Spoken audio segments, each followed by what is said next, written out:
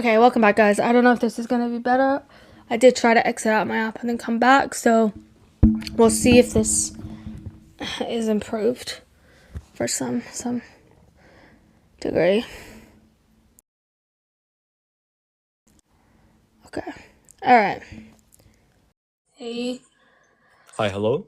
Hi. Welcome back. I'm just gonna wait to see if the chat still hears an Okay. echo. 1 2 3, 1 2 3. Is this better? Can you hear I anything, Katie? I think it works, yeah. Someone's saying it's better.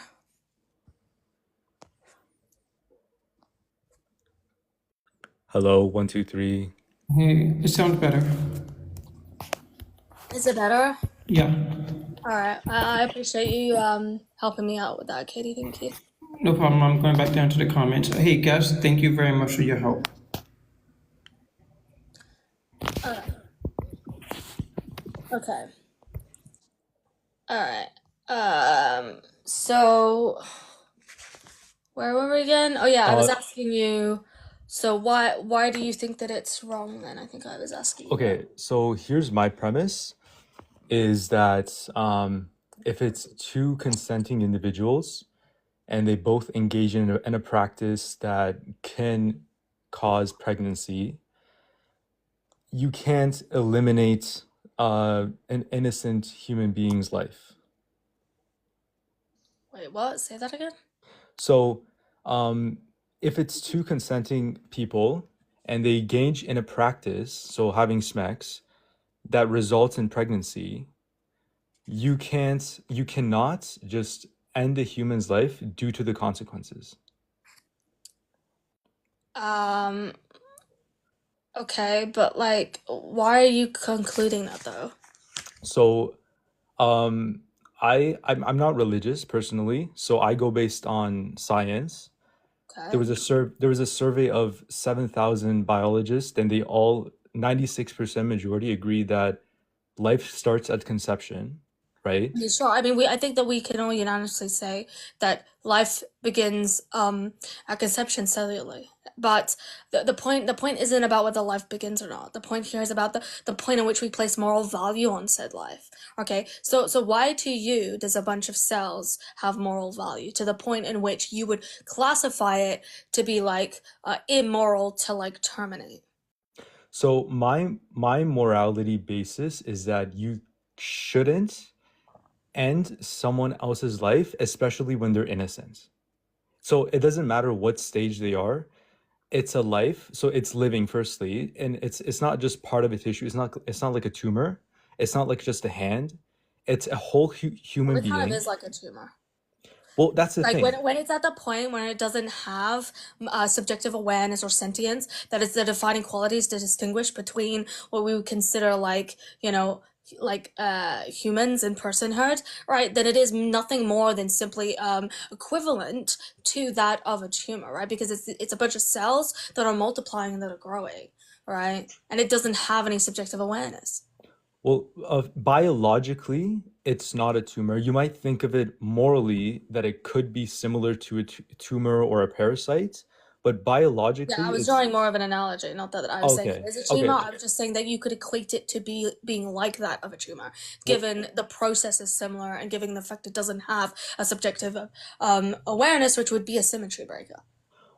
then you have a different basis on the value of human being. My value of human being is that nobody can decide.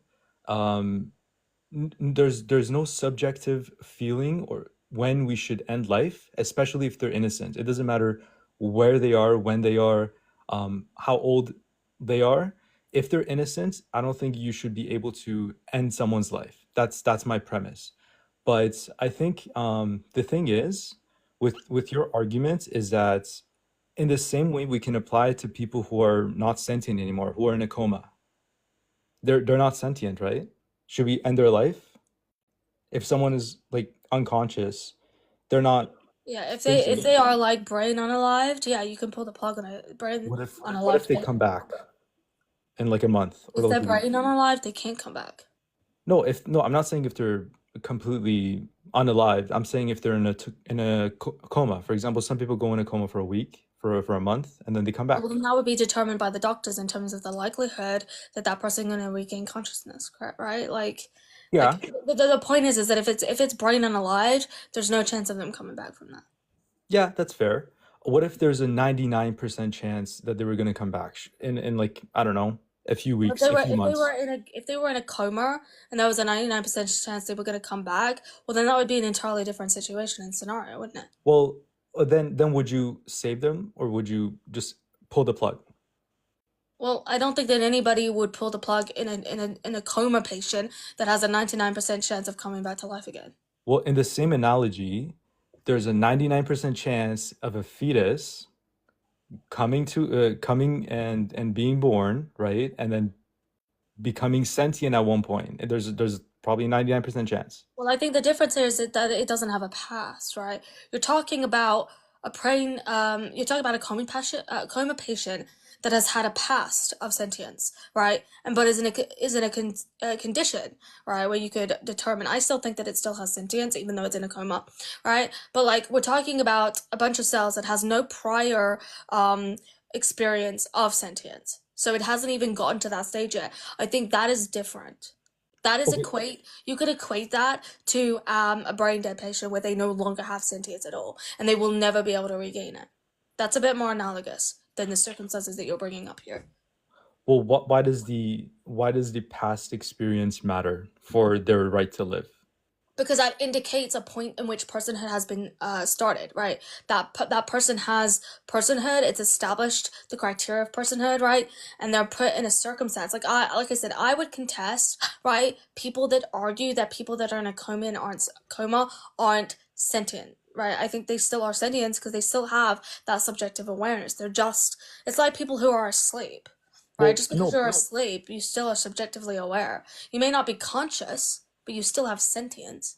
What do you mean by subjective awareness? Yeah, the capacity and the ability to be able to have your own perception of what's around you, to be aware. Well, uh, fetuses do have perception as well. They when you're Typically when not prior to sentience, unless you can provide me with any evidence that dictates a bunch of cells has the capacity to have subjective awareness. Yes, okay, so I don't want to like come off as some way, but I've done courses, and through the courses I've like there is evidence that Yeah, can you name me a source then in which dictates that there is sufficient evidence that a bunch of cells has subjective awareness? so it's not just a bunch of cells because you and I are a bunch of cells as well, right? So we're talking about sentient like awareness. When Well, I when call it babies are a in a bunch of fetus, cells because it's the absence of the subjective awareness, when right? when And when I don't babies classify that as meeting the criteria for personhood. So it's a little well, bit when different. babies are in are in the fetus, when the mother talks the language, right? Babies can hear that and they're more adapted to it. So if a baby hears the mother talking, or even outside other than the mother talking, they can hear that, and that will But that's gravitate towards. typically after the point in which sentience has developed. So when did sentience begin? Typically, I think it's between 18 to 24 weeks. Sentience develops. Before that, there has been no evidence to indicate that sentience or subjective awareness has developed yet. Okay, well that's the problem because 18 to 24 weeks is a pretty long time. And because every individual is different, how do you determine, okay, now it's an okay time to unalive, now it's not an okay time to unalive? Because now you have to prove the burden. Now you have the burden of determining when we can unalive and when we cannot unalive. That's the thing. Well, for me, under this narrow mind, then there's only a short window, that there might be in which there's a gap between when sentience develops and when the fetuses or the baby is viable, right? To point in which the only course would be lethal abortion, right? But when the minute viability kicks in, abortion is no longer lethal. But when is that? This is why people argue for pro-choice all 9 months because they're talking about in the later months it being viable, so there's no need to like it be unalived. Yes, but so you're okay, correct me if I'm wrong, but you're basing your moral value of not unaliving someone based on their sentient awareness. right? Well, not entirely, no. I have a lot of Oh, arguments that lead into my pro-choice stance, right? I recognize the moral value that comes under the sentience, but I also recognize bodily autonomy. I also recognize viability as well. Mine is a collective, right? That's why I take in all positions, because I don't think that you can really back one fully, because there's going, like, one on itself, it's going to have flaws. But I think when you lump them together and you pull them all together, I think it's sufficient enough to build a pro-choice argumentation. Which is why I recognize pro-choice all 9 months as it pertains to viability, and I also understand the moral value placed on it as well. well, you have to tell me when you think it's not okay to unalive. Well, this is like I said, I pointed out a very narrow window in which sentience has been developed, but the fetus hasn't yet reached viability stage, in which the only solution is for that fetus to be unalived through lethal abortion. Would I question the morality of it? But that window is extremely short. It's an I mean, extremely short window 18 to because they 24 typically is, originate at the same time. I mean, 6 weeks is a pretty long time, right? And because we're not talking about like a small action here. We're talking about ending someone's life, right? And you have Yeah, whether but you, it's not going to mean the same if you don't place moral value on it. In the same way that you do for people that have sentience or subjective awareness. This is the point I'm getting. You're saying it's ending a life, and that's fine. I'm not disputing that. But the impact in which we regard that in terms of our morality is going to be different depending on whether that life has subjective awareness. Because plants have life. That doesn't mean we're going to hold a moral value to every time we kill a plant. That would be ridiculous. yeah, I'm not that's not my argument. I'm not saying I Well, but don't it's the value same the thing then, value of because I life is just cellular life. It's the equivalent to that of a plant. true, but I'm not a vegan, so I value human life above all other forms of life. Yeah, so So you recognize there are going to be certain elements of moral value that is more valuable than others, right? And I would argue that under these circumstances, we have no good reason to believe that a mother's value as it pertains to subjective awareness is not like doesn't trump that of a bunch of cells that doesn't have subjective awareness. You'd have to give me good reason for why I should value a bunch of cells with no subjective awareness that has a parallel to plants and put that above that of the moral value of the woman carrying the baby. okay, well, here's the thing, okay? I personally, I value, okay, we're talking about, let's say we're talking about after 24 weeks, okay? Even I don't agree with it, but let's say after 24 weeks. So do you value the life of someone who's maybe, let's say, 30 weeks in, the same as a 1 year old? I mean, if it has subjective awareness, then Yes, I'd they say both that it do. would meet the same threshold, then yeah. Okay, so so ending a life of a 1 year old would be as tragic. I'm not saying like the future and the past, but as tragic as someone who's 30 weeks old in the womb, right? Sure, yeah. But Okay, then but you're specifically referencing lethal abortion at this point. yes, I'm talking about lethal abortion. Like, of Okay, course, well I that's have gonna be different than from typically what people all argue in this all case. forms of abortion are lethal. No, not all forms. Okay, then which forms? There are forms of abortion that are not lethal. Like what? That can just simply means removing the baby from the ending a pregnancy, which doesn't end in lethal means, right? So Okay, we need to be aware. That's why people say pro-choice all 9 months. okay. Are you talking about if a baby is already unalive and then you just take out the carcass, No, or no? I'm talking about ending a pregnancy. When it's past the point of viability, you're just simply removing the fetus from inside the mother's uterus, which doesn't necessarily end up in that baby being unalived because it's viable. It can live outside of the womb, right? So You mean a uh, C-section? therefore, it's not lethal. That's all abortion is. It doesn't have to be lethal. There's lethal abortion, which is what you're pertaining to, which is causing the unaliving. But there is a medical abortion which doesn't is not lethal. I think it's important to note the distinction. Okay, well, okay, I'm talking about purely it ends the life of the fetus. That's what I'm talking about. If Okay, it's not well lethal, then then typically people are not going to be in favor of lethal abortion past sentience. if we're just specifically referring to that. Okay. And you said before 18 weeks, then it's completely okay, right? Um, Then they're not sentient, then that means that it's okay to end the life. Or well, and I'm just trying to clarify about when sentience. They say what I'm looking up. I think it's saying like 30 weeks is actually when sentience sure, begins. 30 weeks. So 29 weeks is not okay, 31 weeks. Sorry, 31 weeks is not okay, 29 weeks is okay.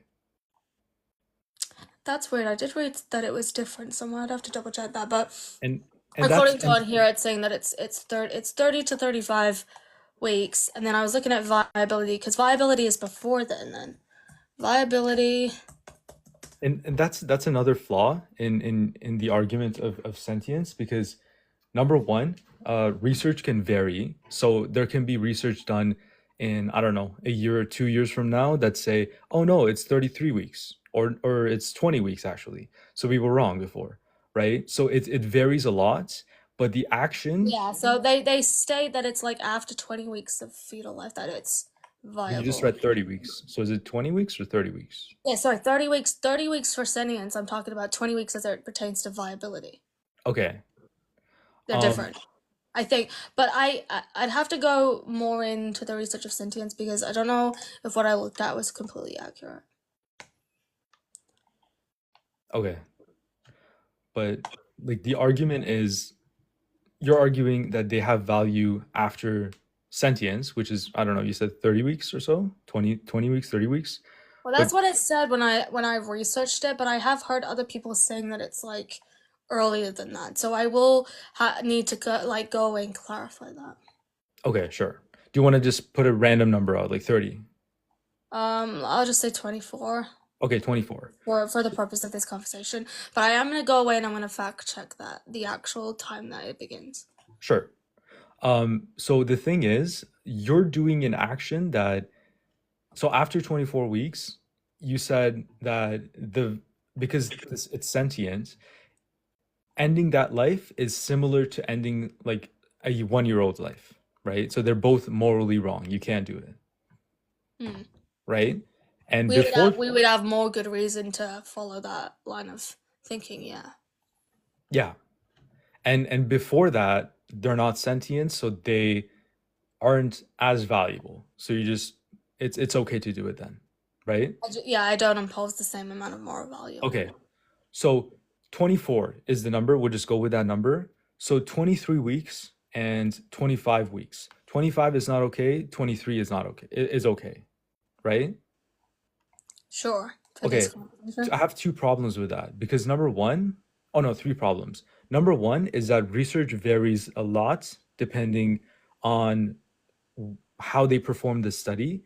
And secondly, it depends a lot on the actual individual. So some, because they don't all grow at the same rate, right? Some babies can become sentient maybe at 18, some become sentient at 30, right? So everyone is different.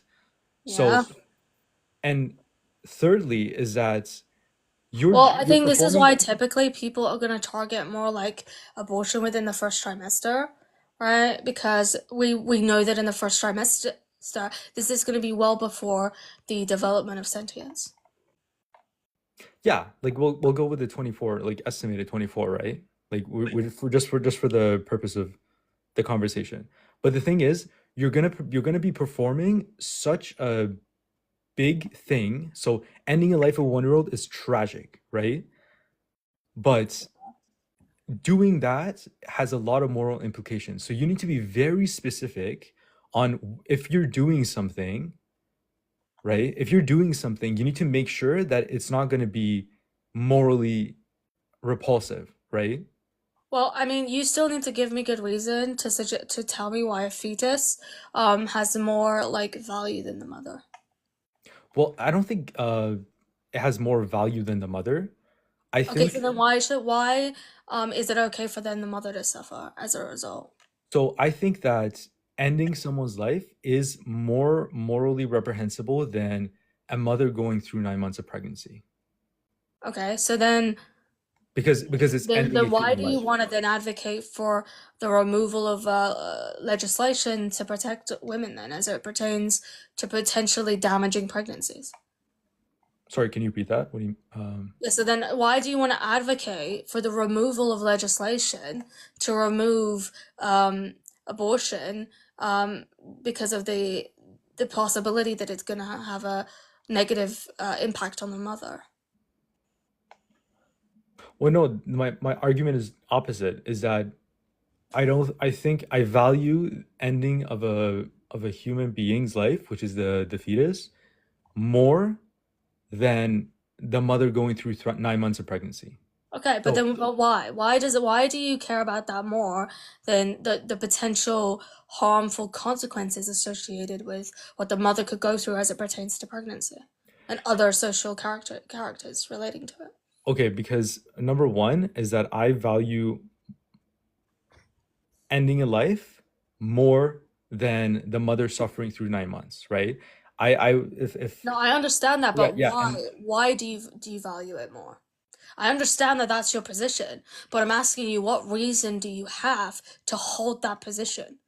because the mother is going through 9 months of suffering, but then you're ending someone who can potentially live 80 years, right? And secondly, But you don't know though. well, yeah, they could potentially live 80 years, which is the average Yeah, lifespan. but all this position is based on assumptions, right? You're valuing assumptions over what is actually happening right now, in fact. You're saying the potential for this to occur in this type of way is more valuable than what is actually occurring right now as it pertains to the struggles that the mother is going through, given that she's pregnant. Yes, I'm basing it based on statistics, which is the averages of everything basically. It's looking at numbers. The average lifespan is going to be 80. The baby might live, I don't know, 6 months. They could die, but most likely they're going to It's live still an until 70, assumption, though. 80. You have no guarantee. Yeah, I don't have a guarantee, but I'm basing Yeah, it but you because do have it. You do have a guarantee with the mother. sure, Okay, but so why are you prioritizing uncertainty over certainty? To me, that sounds illogical. well, nothing in life is certain, right? But No, but you can you can, monitor it though, and you have real-time facts. If a woman is having a problematic pregnancy, or if she's not in a situation that's equipped to even have a child, these are things that are there blatantly looking at you, and you can't. There's no assumption with that. That is factually happening. Whereas what the trajectory of how that fetus is going to turn out in the future is entirely assumption based. yes, but you can battle assumptions with statistics. That's the thing, Yeah, but right? statistics don't prove a guarantee. They prove to you a likelihood. They Yeah. prove to you what is could happen. But like I said, you're still prioritizing uncertainty over certainty in this in this argument. Well, yeah, nobody knows the future, right? But the But you thing, do in relation to the woman. That's what I'm trying to say. okay, I can see your point of saying the mother is suffering right now, but the baby might suffer in the future, right? But the thing is that the mother chose to be in that position. The baby Okay, didn't. so now we're looking at a moral obligation argument. Is that the argument you're trying to present to me Yes, now? that was my second point. That's Okay, also moral obligation. Okay, why is it? What is your argument as it pertains to moral obligation? because if I said consenting, so if it's consenting people and Yeah. and they engage in an act where the consequences in a pregnancy, then you should, that's the consequences you need to live with. Okay, do you think that women that engage in sex are consenting to getting pregnant, or are they just consenting to the act? You consent to the consequences, and even if you don't consent to the consequences, you're still consenting because that's biological. It's like for example, Okay. me All going right. So to if okay, do you consider abortion to be healthcare? it depends. That's a very loaded question because there's a lot of um very nuance, I guess. In the majority of cases, I don't agree that it's the same healthcare that you would get elsewhere, but it could be potentially healthcare. So you're saying yes, it's healthcare? It's very extreme cases. Well, I Yes. think that in all circumstances, you could argue that's healthcare, given the fact that it impacts a person's biology as it pertains to certain symptoms, nausea, that you have during the first trimester. There are certain healthcare things that happen when you're pregnant. No, I don't sure, know why absolutely. you I would agree with not that. consider I that to agree. be healthcare. I do agree that Okay, so there if is you want to healthcare end those involved. symptoms as it pertains to pregnancy, and you want to have an abortion, that would then end those symptoms. Therefore, it can be classed as healthcare. Well, no, that's not how it works. That's ending. I think healthcare is involved in pregnancy. I agree Yeah, with that point that you but you made. have health symptoms as when you are pregnant. Sure, you do. Yeah, Okay. And the and you way can to, get and resources sometimes for the way that. to fix those, or a way that you can fix those symptoms, is to Well, have an abortion. well, Therefore, I don't abortion agree with can be I don't classed as agree with healthcare. that. Okay. Like So under that notion, abortion is healthcare then, correct? I th I think it's a weird way of asking it because I think abortion is involved in healthcare, but you're trying to classify ending a life as needed by the person. So the Well, I thing mean, I'm is, not saying that it's needed. I'm just saying if you recognize it to be healthcare under the fact that it does trace symptoms that occur when you are pregnant, right? And sure, by it does. ending that pregnancy, you do get rid of those symptoms. Therefore, you are having healthcare. Um, I guess if you want to define healthcare as that, then sure, I guess. Okay. So the reason why I asked for that clarification because it's going to lead to my next point that I ask you. Do you then think that if somebody engages in smoking, knowing the risks of smoking, do you think they should be denied healthcare as it pertains to, like, if they get cancer, for example, and they need medication to fix that cancer that they got because they smoked? Do you think that they should be denied that because they No, I don't engaged think they in should be denied. behavior when they knew what the risk was? No, I don't think they should be denied. But I Okay, know so you're gonna then lead to the second point. why do you think then you are going to deny this type of healthcare in this circumstances, even though they knew the consent but they went ahead? And that doesn't mean that they should be denied healthcare. Because it doesn't end in the life of an un it doesn't end in a life of an unconsenting person. Yeah, So but it doesn't affect anyone else, right? but then this then still comes back to the value. Like this is not you're not ending an unconsenting person because that person isn't of that place where they are able to consent or not, right? This is not they haven't got that moral value where we would recognize consent at all because they don't Sure. have subjective awareness. So it would be the equivalent of somebody with the lung cancer because there's no moral value placed there in order to debate on the Well, consenting aspect here. that's the thing. The only commonality between those two examples is that it ends. I mean, it doesn't always end the symptoms, right?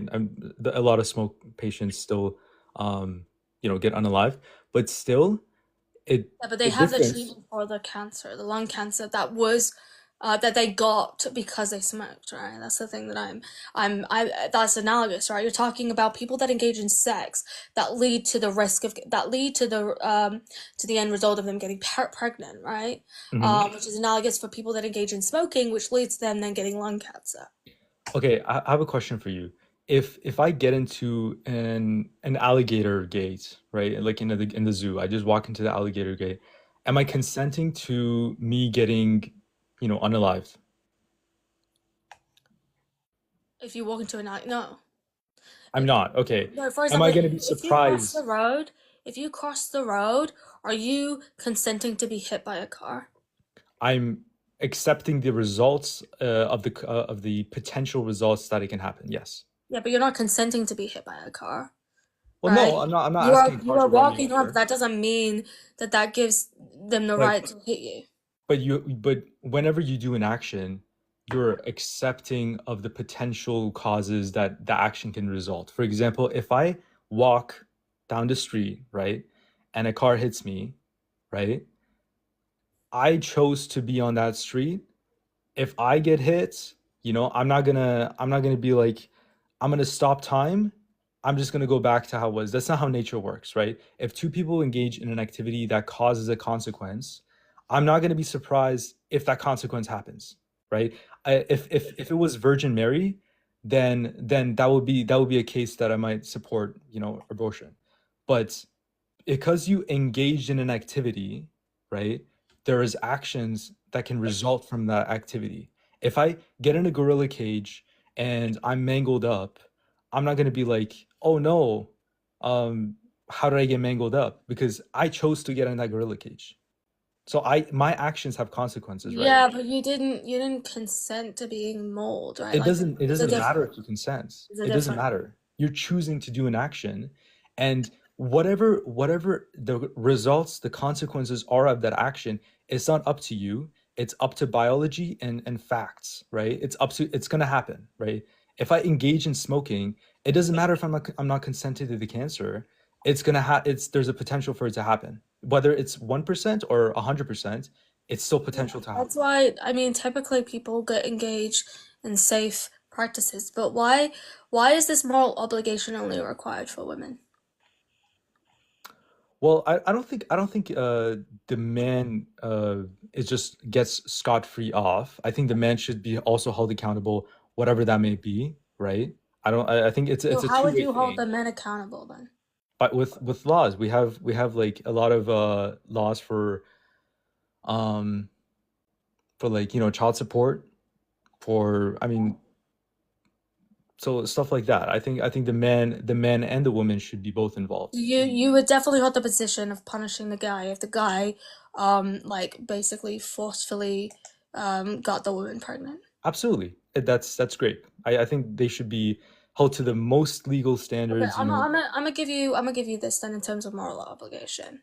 Okay, Sure. because I think that you're looking at cases as it pertains to people that engage specifically in unsafe smacks, which I think people would like try to educate people against doing. Although I would disagree. I think that like just because it happened doesn't mean we should create legislation to limit bodily autonomy.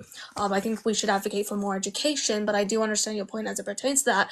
But I think the situation that I'm bringing up is like, what if they engaged in all the necessary steps in terms of safety as it pertains to contraception, both the man and the woman, right? And they engage in safe, but because we know that contraception isn't 100% foolproof, they end up getting pregnant. Do they still have a moral obligation, even though they took the required steps that one should take in order to engage in safe sex? Yes, I do. Because Why? So wait, contraceptives, hold on. You think they still have moral obligation here? yes. Why? Because although it's a great point. Although contraceptives reduce the rates, so for example, I'm in a car, right? Instead of me not wearing a seatbelt, I'm gonna wear a seatbelt, right? But if I get hit with the car and I'm unalived, that's still a possibility, right? In the same way, if you have contraceptives, right, it reduces the rate by a much higher percent, but there's still a possibility. There's never 100% unless you get a vasectomy or something else, or but Yeah. Yeah, that's why we would measure it by the steps, the adequate steps that someone is taking in order to assure that they are you know uh avoiding the risk at all costs, right? Like not even under the case of legal terms would this uphold what your standard is, right? Because typically when we look at liability, where it's civil liability, criminal liability, and we look at negligence as it pertains to someone not like doing the necessary steps for an action and therefore are held liable for said action. Well, this is the same sort of thing, right? You'd have to prove that they meet certain criteria, that they just purposely were reckless, they didn't do the required steps, and therefore they're liable. So under my example that I had, given the fact that they did the reasonable steps that we as a people know to be required to avoid this risk, and the risk still happens, we have reason to believe that that's just an element of chance and not within the control of the person. Therefore, this would not uphold in a court of law to give them even liability. So I feel like the standard you're putting here is an impossible standard. I don't agree with your logical reasoning, because although it reduces the possibility of that happening, right? It's like the same thing if I wear a seatbelt in a car. It reduces the possibility of me getting unalived. In the same way, there is still a potential chance of me getting unalived, right? It doesn't matter if you consent or not. It's just what happens, right? If I get in a gorilla cage with a body vest and like armor, right? There's still a possibility of me getting unalived, right? Yeah, but it's Same not way. based on the slim chances. It's based on what a reasonable person can do, right? Because there's always chances of everything. We shouldn't base it on the slim things that occur, but on what is majoritarily occurring, right? This is the whole point of liability. You're trying to draw a reliable link here. as it pertains to moral obligation. You're saying, well, the woman is liable to this pregnancy because of the actions that she took. And I'm saying, generally speaking, when we're talking about liability, even in other cases, this wouldn't uphold given the fact that liability is going to pertain to what is reasonable, what a reasonable person would do, and what is reasonably assumed, right? This is what a reasonable person would do. Just because there's a slim chance it may occur, it doesn't matter because it doesn't meet the threshold, right? This would not uphold in a court of law your impossible standard. What do you mean? What do you mean court of law? I mean, I think Yeah, because firstly, I I'm think doing this as a general liable case that you're referring to, right? As it extends to like the general consensus, right? In terms of how your view would hold up as we hold it amongst other things that could be analogous, because your position pertains to liability as it pertains to moral obligation, right? This can be parallel with other cases of liability as it pertains to moral obligation, right? It's going to fit the same criteria as those other things, which means it's going to look at what is reasonable, what a reasonable person is likely to do. Now, do you think that it's reasonable, given the way that our world is, that a person is going to just stop having sex? well, I don't think they're gonna stop, but I don't think Okay. but I think I do agree that a reasonable person would do the contraceptives, right? Okay, so But given that a reasonable person is not going to stop or abstain from sex, we then have to look under the condition of them engaging in these sexual acts. So then what is a reasonable person going to do in terms of sexual acts? Well, a reasonable person in terms of maintaining the link of liability is to engage in contraception, to engage in safe sex practices, right? These are the reasonable criteria. Therefore, if a person engages in that and something goes wrong, even though they've took these safe steps, well, then that's going to be outside of their control. This is going to be due to chance, okay? And when it's due to chance, you can't then draw a link of liability, given that they did everything that they needed to do that a reasonable would do to hold them like not liable. it's good to be reasonable. I do agree. It does lower the chances. Maybe I think it was 2.5% if you don't use it might be wrong if you don't use contraceptives, but it does lower it much more if you do use contraceptives. But there's still a chance, and it doesn't matter if you took the proper steps. It could still happen. And if you engage in the activity, if you don't engage in the activity, right, there's 100% chance that you're not going to be pregnant. If you Yeah, engage but in we the already activity, acknowledged that that's not a reasonable standard to impose, why not? given that it's not like it's not practical to impose a standard to make everybody not engage in sexual activity. So, like you bringing up, well, just abstain is just not going to be practical or fitting or fit into what we're talking about. We have to look at it under the umbrella of people engaging in sexual activity for pleasure, since this is the world we live in, and that's what a most And it reasonable has person is consequences. going to do. Our Every, most reasonable person is going to engage in sexual activity. your lifestyle has consequences, right? It doesn't matter if you consent or not. If you perform an action, even if you take risks, sorry, if you didn't take precautions to prevent the risks, right? There's still possibility of that happening. It doesn't matter what it is, right? I can be driving in a Tesla truck, right? It's very sturdy, and if someone hits me, there's still potential of me getting killed or unalived, right? True, but It I've explained how doesn't that's not matter. sufficient to connect liability. How I've already so? explained how that's not sufficient No, because to you're connect saying that liability. you're Under saying the that fact that this by chance occurrence is not to do with the person, since they've taken every single necessary step to avoid the risk. It's in a chance bubble. Because it's in a chance bubble, it doesn't have that liability link. So yes, it can occur. A lot of things can occur by chance. Doesn't mean that there's a liability link. There's a chance that there's a volcano. Sorry, not a volcano, a hurricane that could occur, right? That's not our fault. It's just, it can happen, right? Like, so I think that we need to understand things that occur by chance versus things that occur directly from the individual. And I under think that is in the bubble of chance. Therefore, you cannot draw a liability link here. in both ways, there's chance, but there's different chances, right? Sure, you're taking the precautions, but it doesn't matter, right? It doesn't matter because there's still a possibility of that happening, and you're liable for that, right? Yeah, a If very if slim chance. okay, that's fair, but there's still a slim chance. It doesn't matter, you know? But it does though, because is not, that slim chance does not link a liability.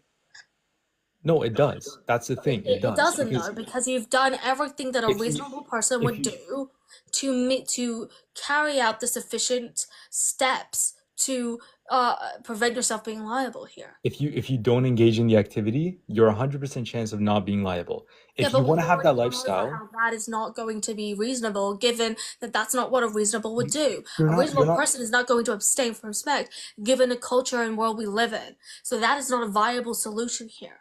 you don't think it's reasonable, but it doesn't really matter if you think it's Not under reasonable or not. public standards here.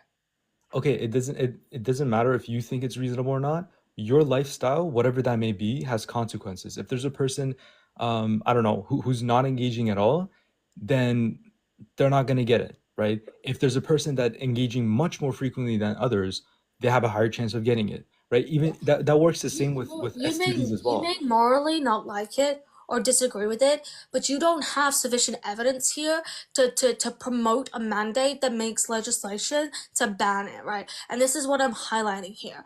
This is why I'm looking at it under the legal domains, given that we are talking about the legalization of abortion or the not legalization of abortion, right? Because of this, the way the law works and the way that liability works, you do not have sufficient evidence to have legislation, given the fact that a reasonable person is not going to abstain from SMECS, nor is that sufficient to say, well, if they've done everything that they want and this by chance occurs, that we're going to hold them and liable for something that there's no liable link. You personally can find that ethically wrong. That's fine. You personally can have an issue with that morally, but you have no justification here to say that it is legally wrong as it pertains to having legislation. I think it's okay. So the thing is, what you're trying to say, correct me if I'm wrong, is that that person has taken the most precaution, has taken all the steps, the correct steps to prevent it, right? And Yeah, therefore, they're not liable for the consequences. correct. Okay. Well, I'm saying that that person is still liable because although they took the precautions and it's going to be much less frequent of that happening, it's still probability, right? There is still a chance of that happening. And if that happens, you're still liable, right? But the thing is, the benefits Yeah, that that's you not get, sufficient to make it liable no, though. but the benefits that you get, everything has a pro and con, right? The benefit that you get for doing the precautions, for taking those steps to prevent it, is that you're going to be much less likely for that happening. But that's the thing. Like you take more precautions, it's going to be less likely for it to happen, right? Same way, if you don't engage at all, there's going to be 0% chance of happening. So that's the thing. Like Yeah, but that's you, not what a reasonable person would do. okay, you're saying it's not reasonable to Yeah, we have base it on what a casual. reasonable person would do. This is how law works today. It's what a reasonable person would do. You saying just abstain is not what a reasonable person would do. Therefore, it's not, you can't count that in this conversation. Okay, but the thing is, you're still going to be eliminating an innocent person's life. So Yeah, but it doesn't matter. you're Like choosing. at this point, then that's just not going to be a moral argument. You don't have sufficient evidence to say it's a legal argument, right? That's just going to be you because you view it in a moral way and you have moral value on it. That's why you think that it's taking a life, right? I disagree with that moral argument. I disagree with your moral value, but you have no way to talk about legally, right? Because in terms of legal arguments, it doesn't care about the moral value here. It cares about the liability. That is the point that we're contesting. Well, You don't have liability here, regardless of whether it has moral value or not.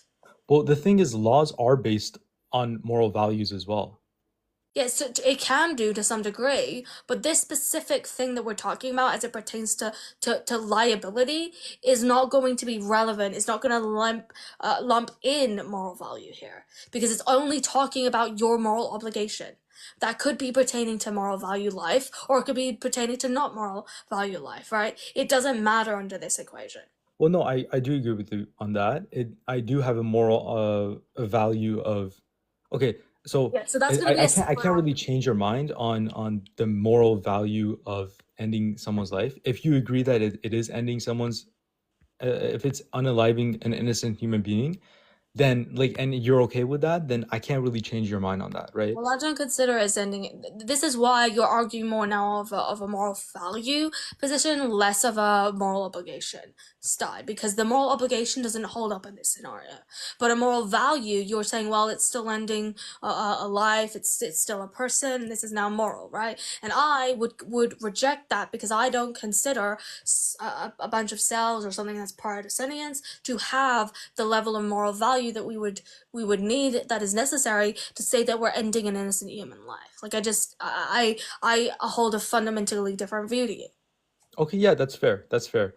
But the thing is, I don't think that human life, especially if they're innocent, has and nobody, sorry, has an objective value in it that nobody can decide if it has value or not. If it's innocent and it's a live human being, I don't think anybody should dictate what sort of value it has because it has value, And right? I would But argue that even if it did have value, I have not been given sufficient reason as to how this life has more moral value than the one that's carrying it. okay. I'm not personally religious, so I can't use the religious argument, but I'm gonna say that if you were in that, I base my morality on if I'm the other person, how would I feel, right? If I was that infant and I could have a very nice life, I could have, I don't know, whatever life I could have, if I could have life, I wouldn't want someone else to end mine, right? So that's my moral Wait, hold reasoning. on, say that again. I didn't Okay. quite So understand. because I'm not religious, I base my moral value on if I'm that person that's getting hurt, would I want that to happen? How would I feel if I was that person, right?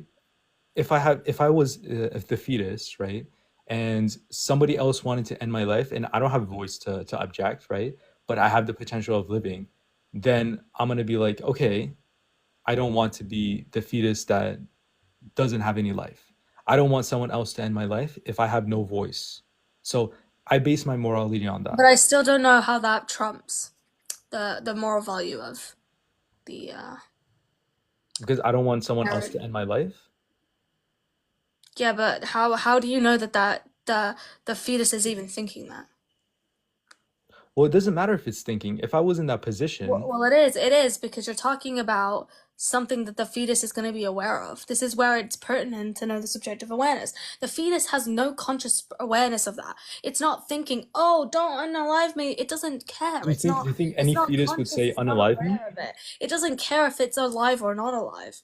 Do you So, think like, any why would you organism, keep something that doesn't care if it's alive or not over someone that does care, right? As it pertains to the implications of being pregnant. okay, if the fetus could say that, oh no, you can end my life, it's totally okay, then we might have a different argument. But I don't think there's any organism Yeah, but the fetus isn't that's going to saying be like, either yes, way. end my life. Yeah, but the fetus isn't saying either way. Because this is pertains to the subjective awareness. This is what I'm talking about. We haven't got evidence that the fetus knows what the hell is going on as it pertains to I want to stay alive versus I don't want to stay alive. In fact, there's just nothing. That's Okay, why that's why it doesn't have the moral value because it doesn't have the subjective awareness. This is what we mean by subjective awareness. And okay. that does not trump the mother who does, who clearly is aware of the implications as it pertains to the negative impacts of being pregnant, of what it means to have a child, of what it means to like go through that process. Do you think there's any organism on Earth that wants to be unalived? Is there any other thing other than the fetus Do you who think can't that talk? plants want to be unalived? I don't think plants want to be unalived. They release a hormone. I So, mean, should we stop killing plants then? I don't care because I don't I Why value don't you human care beings about above plants? Why I don't you value care about human beings plants? above plants. I don't think you should go But around and why? killing I thought plants it. But I 'cause mean, it's the plants have the equivalent moral value and a subjective awareness that a bunch of cells does. So why do you care about the cells but not care about the plants? because I value human beings above plants. But why?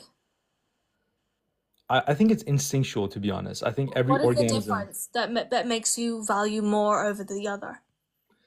because I think it's instinctual. That's a very good theological question, but or philosophical question, but I think it's instinctual where organisms Isn't it usually. going to be about the symmetry breaker of subjective awareness? I'm not really sure what that is. It, subjective awareness, what I've been saying this entire conversation. Your Oh, ability to the perceive symmetry. I didn't what's get the around you. symmetry. I didn't know Typically, if it that's was why we would value humans over plants, is because of the level of subjective awareness humans have. But cells are before that, so it's basically equivalent to that of a plant. Oh no, it's it, So, it's not due what to the is the same reason. symmetry breaker between a bunch of cells prior to sentience where it doesn't have subjective awareness and that of a plant? Because they're the Well, same in my eyes. it's not that reason then, because Okay, well then I know. what reason is it that you would value human a bunch of cells with no subjective awareness versus plants that have no subjective awareness? Because these are parallel, and I don't have a symmetry breaker for them. So I'm failing to see how you would value one but not the other. Because it's a unique human being. That's why.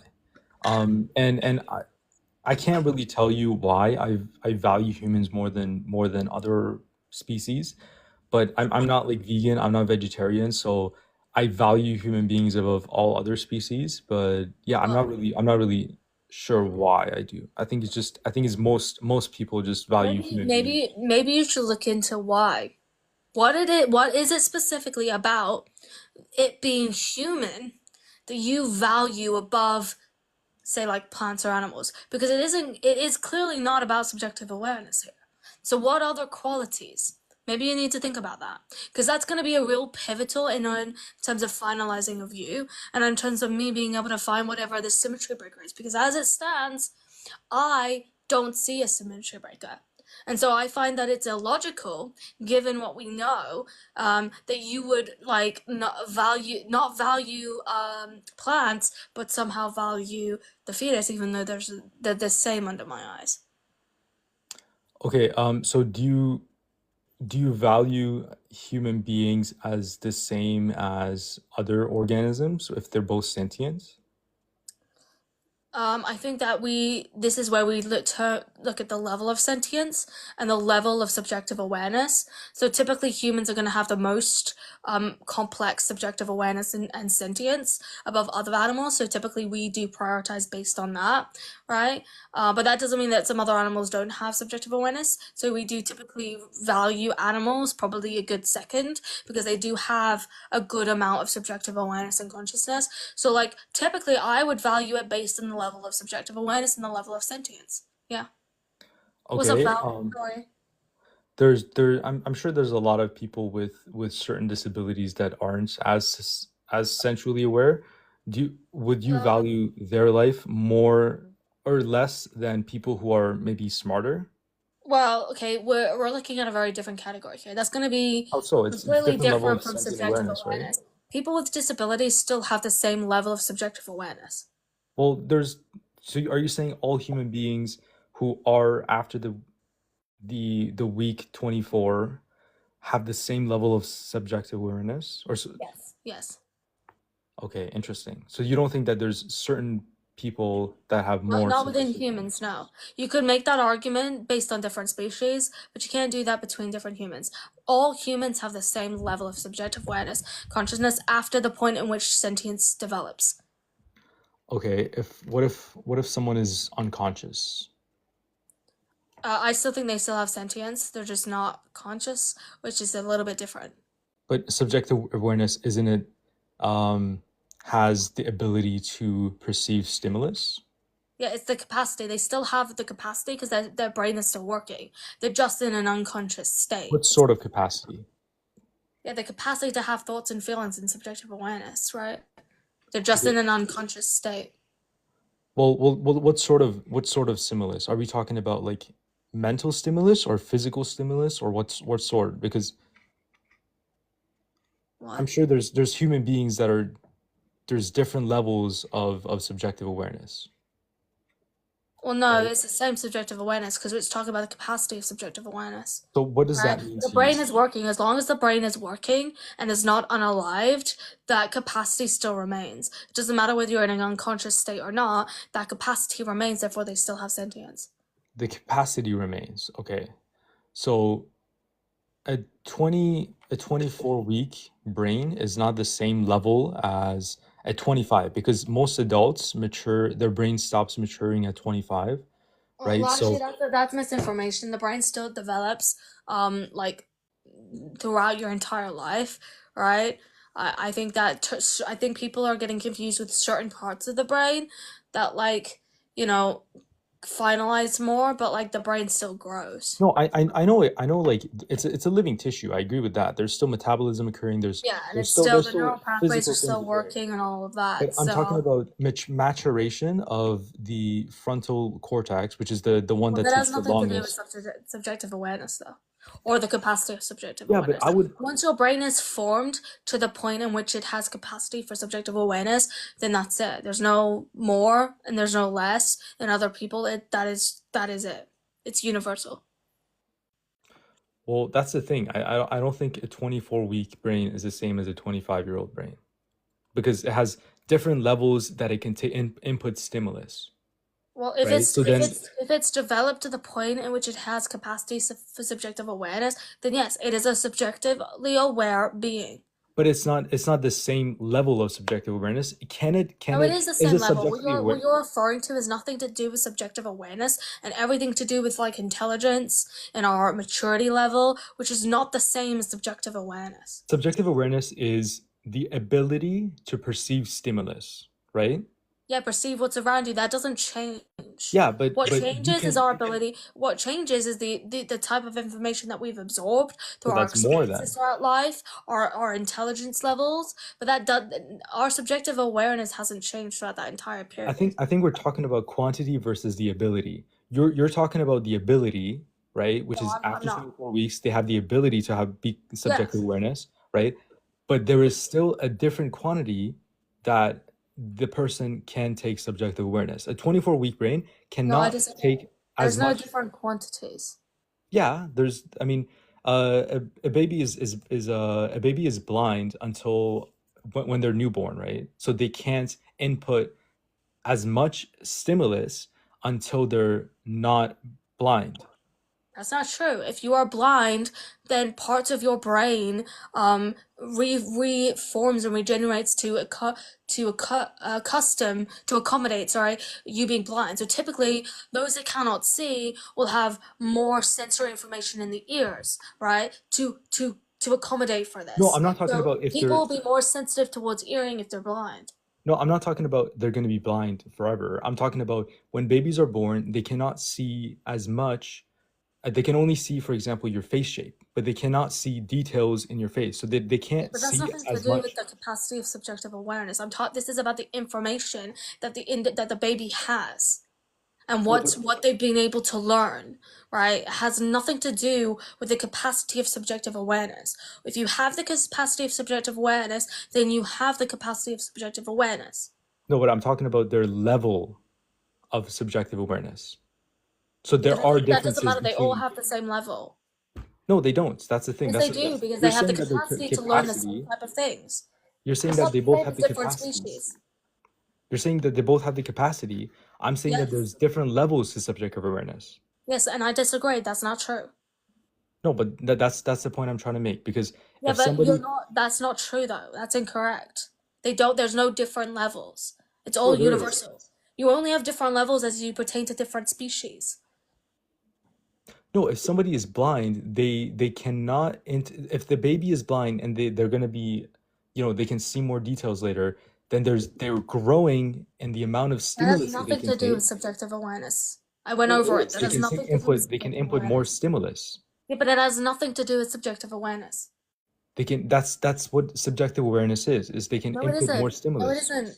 Subjective awareness is gonna lead on the different senses, right? Just because you can't see doesn't mean that like you don't have subjective awareness. Like what? I'm not saying you don't have subjective awareness. I'm saying that they have different levels of subjective awareness. They But have there's subjective no different awareness. levels of there's no different levels of subjective awareness. Different levels occur amongst different species. Okay, what is subjective awareness? You define it. Yeah, the capacity to be able to be aware in terms of gaining in the complexities, right? As it pertains to type of brain, what type of input that you have.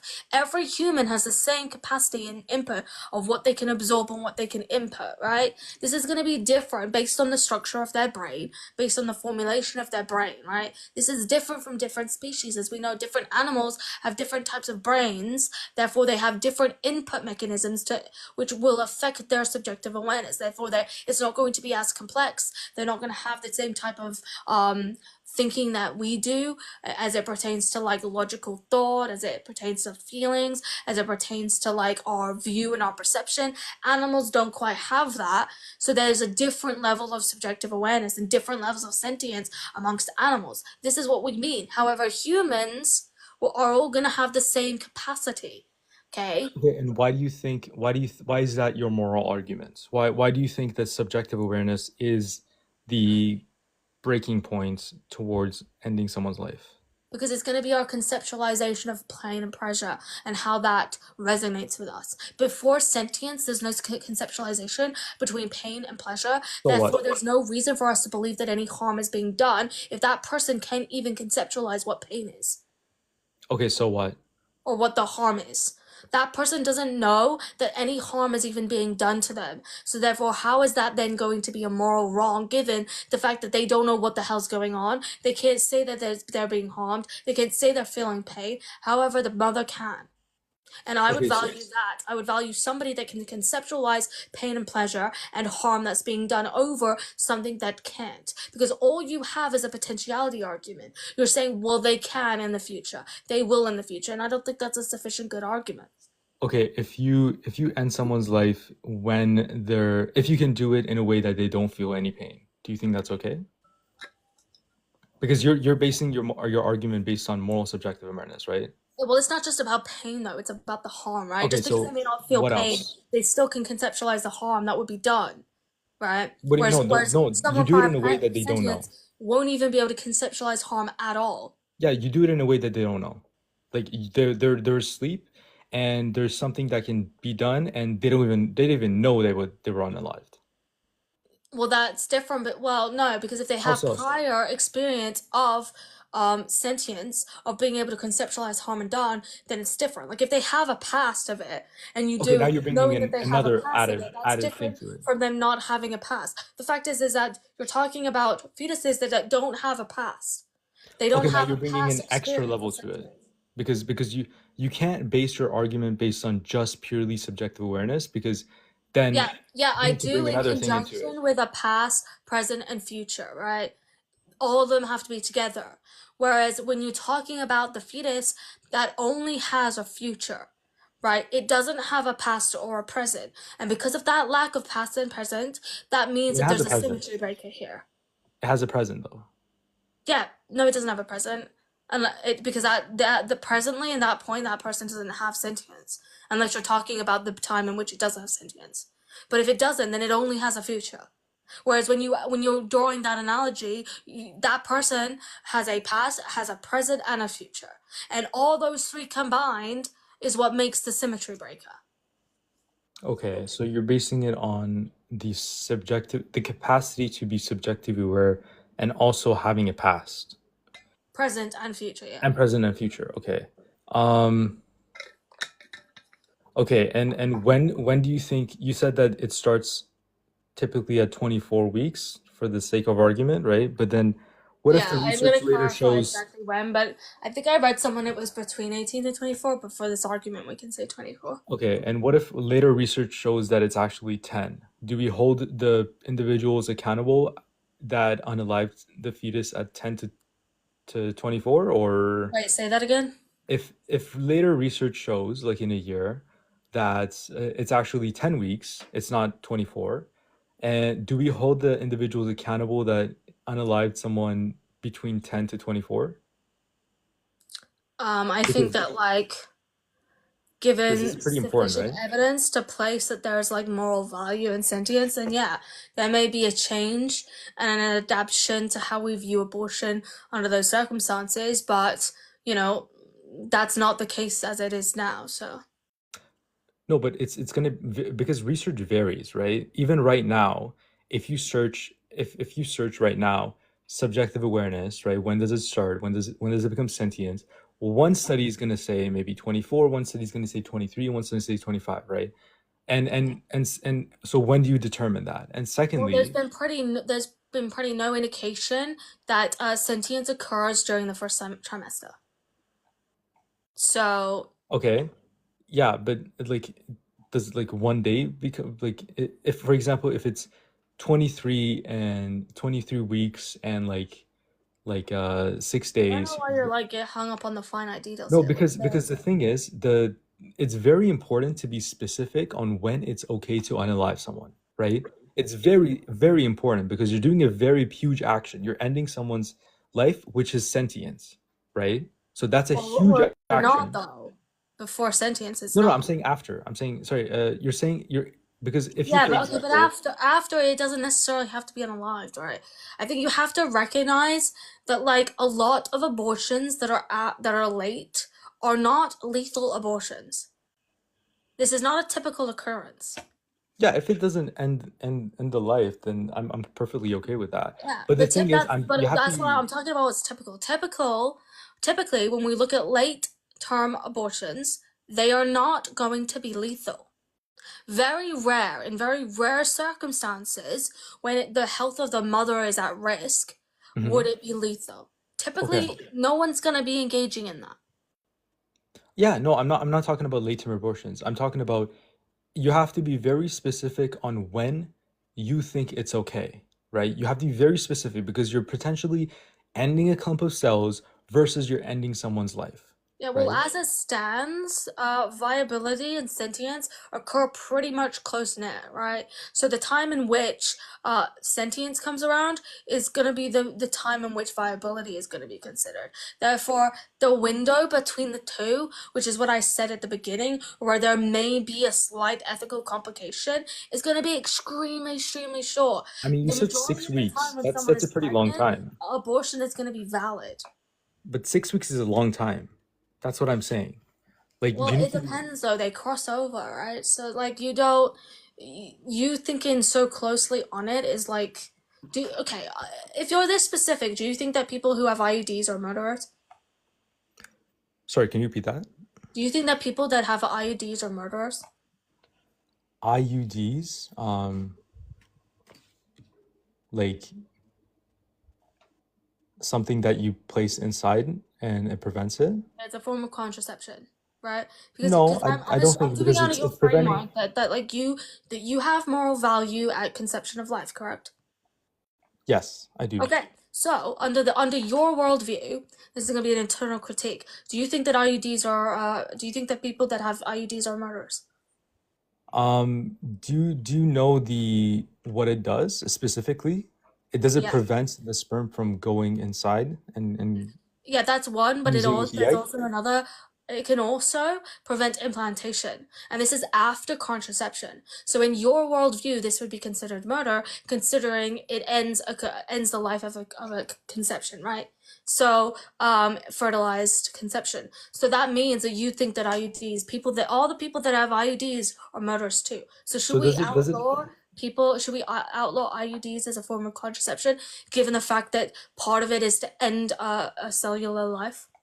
so does it so when does it exactly prevent it? Does it prevent the sperm from reaching the egg or does it prevent the zygote from reaching the Well, uterus? there's like I said, it could either prevent conception, or it could prevent implantation, which occurs after conception. And under this umbrella, this means you would be ending a cellular life, which is under your worldview considered murder. Therefore, you, by logic, to keep the reasoning, would have to consider that IUDs would be people that have IUDs are murderers. Okay, well, I think if it I don't think so because I as far as I know, conception is when the sperm swims to the fallopian tubes, fuses with the eggs, and then it goes and implants onto that. So as soon as it implants, then that's when conception starts. No, conception starts when the sperm reaches the egg. That's conception. Oh, okay. Then if we're going with that, then I think the RUD that prevents the implantation, then yes, we shouldn't. Okay. But even if you're gonna argue that it's not that it's not until implantation, does that mean that if people have abortions before implantation that they're not murderers? Sorry, can you repeat the last question? If So they if you want to argue that actually it's implantation, right? Would you then say that people are able to have an abortion prior to that implementation, given that it's technically not alive? Would you say that that's legal? you said that conception is when it fuses, right? Yeah, that is the fact, but I'm just doing it Okay. under your perception of it because you said Oh that it well, was I was under I was implementation. mistaken. So I'm just arguing that under what you see it to be, then you would also then have to argue that people who have abortions prior to that are not murderers, if you hold that to be the point at which life begins. Okay, then I mean I think you're right. It is when when it is conception is when the egg fuses. But Okay, so if it then does wasn't, that make people that have IUDs murderers? yes. I mean, yeah. So everybody with an IUD are murderers. I think it Does only that you mean said you there's want to different outlaw kinds. IUDs? You said there's different kinds, right? Well, I mean, it's all fused together. We don't know how it's going to turn out, but it has two functions, right? Well, So do if you it, think that like we should ban? Do you think that you should ban IUDs? if the kind that prevents the implantation, yes. But that's all of them because it could have either one of those functions. There's no Well then, separation. The function is it will either prevent the sperm from fusing with the egg, or it will prevent the fertilized egg from so if there's a implementation. chance, There's no way to know which one it's going to choose. so if there's a chance of it preventing the implantation, then yes, because there's a chance of ending someone's life. So you think that people that have IUDs are murderers? By that logic, yes. Wow. They have the potential to be murderers, but then you said you don't know if it implants, if it prevents the fuse, or if it prevents the implantation. I don't know specifically about IUDs, but I'm just basing it on your definition of it. Yeah, it does either. Okay, well, based on your definition, then yes, we shouldn't have IUDs. That's wild. That's like you saying no to birth control. No, I'm not saying no to birth control, because birth control is IUD is a completely birth different. control. IUD is birth control. You can say it's a form of birth It's a control, form of birth control but in which you are saying is wrong now. if it prevents the conception, then I'm totally okay with that. If it prevents the implantation, which is after conception, then no. I mean, it could be either, right? This Well, thing is implemented, and every time that you have smacks, it's gonna be like different, right? okay, well then you're saying that it has a potential to end a life, then yes. If it has a potential to end a life, then Yeah, no. that's you trying to ban certain forms of like contraception. Well, you can say abortion is also contraception based on the same. No. Why? Abortion is very different. Abortion is not contraception. Abortion is typically something that is like happens after the effect that you then have to make a decision. Contraception is something that primarily prevents it. Well, it also prevents the implantation, which is after contraception, Yeah, right? but it's still contraception though. Yeah, It's still sure. preventing I mean, implantation. words have different meanings, but I'm totally okay I with. just think it's a very wild position for you to have, considering it is very widely known to be a form of contraceptive. I mean, I'm basing it to have to not be a hypocrite, because then if I say that it's allowed, then it wouldn't match up with my other statements, right? So No, I mean based I on get that you're being logically consistent, but I think that even by being logically consistent, it still leads to an absurd position because that means that you're advocating for the removal of contraception in this form, which I think is a bit of an absurd position. yes, in this form. Like I'm the not against reduction all that forms of I'm giving contraception. you is still absurd. It's an absurd position for you to have that I think it's wild because I don't think that it's reasonable to impose that type of like view. Well then yeah, because I mean I'm not against contraception. I'm against contraception that can lead to ending a life after conception. Because that's when I think, and 96% of 7,000 6,000 biologists think, when life begins. So I'm basing it off that. And the thing is, I personally I don't think that the fetus can be anything other than innocent. So if it's living, right? It is living. Is it if it's living then one species? It's a human being, right? So it's a human species. And it's innocent. So these are the three factors that I'm basing my logical argument on. I don't really care if they're sentient or not. I mean, you have a different morality than me, and that's totally fine. But my position is that if it's living, if it's innocent, and it's human being, then you shouldn't have a say in its value as living or not. It should You shouldn't be able to say if it can be unalived or not. Mm. But no, thank you for teaching me. You taught me a lot and made me think a lot as well.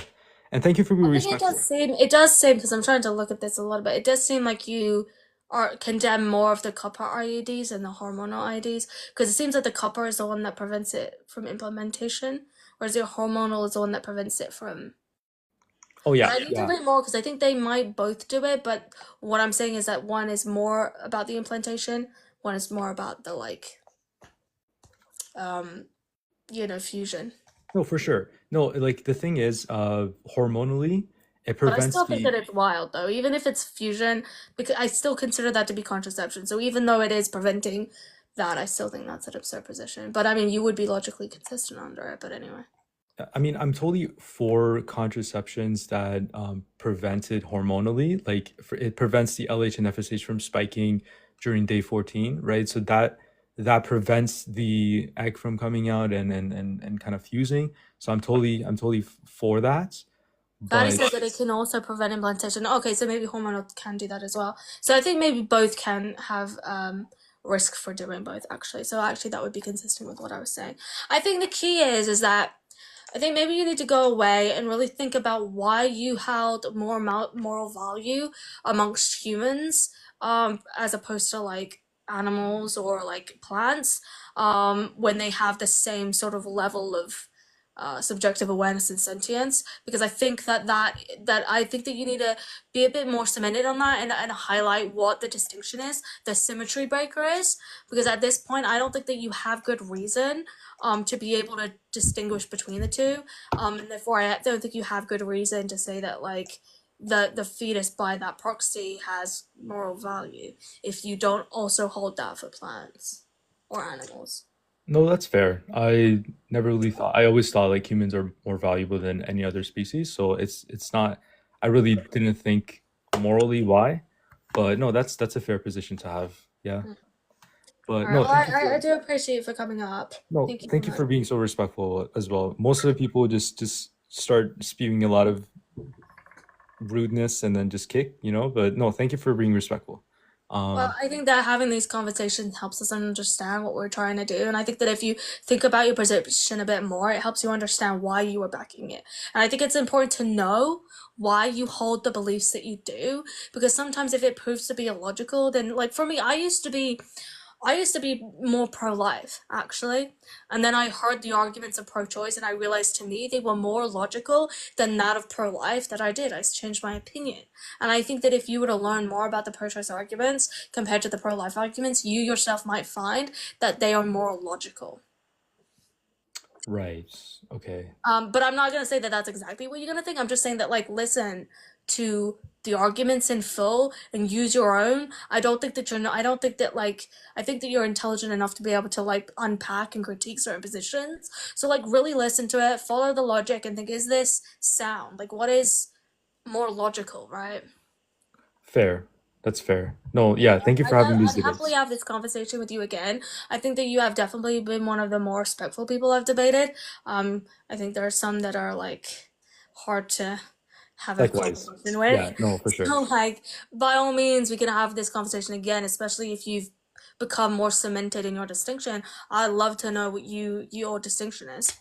For sure. No, I'll definitely think on that. Thank you. Thank you for Well, I having me. do appreciate for coming up. Thank you so Bye. much. Take care. Thanks. All right. That was interesting. All right, let's see. Who do we have here? Hello? How old are you? 25? 25. Okay. Do you think that abortion should be bananaed? Yeah. Not entirely, but yeah. Why? Because I think it's selfish. Okay. Why is it selfish? Because they're just doing it because they don't want to take care of a child. And they just want to walk around with What their evidence legs. do you have to make that conclusion? Well, why do they want... Most of the time they say it should be allowed because their kid is going to grow up in poverty or something. They can't take care of the kid. Well, not necessarily. It's going to be typically going to be relating to the circumstances pertaining to the woman and their ability to be able to like handle the situation. But then why did they get shagged? I don't Because like understand.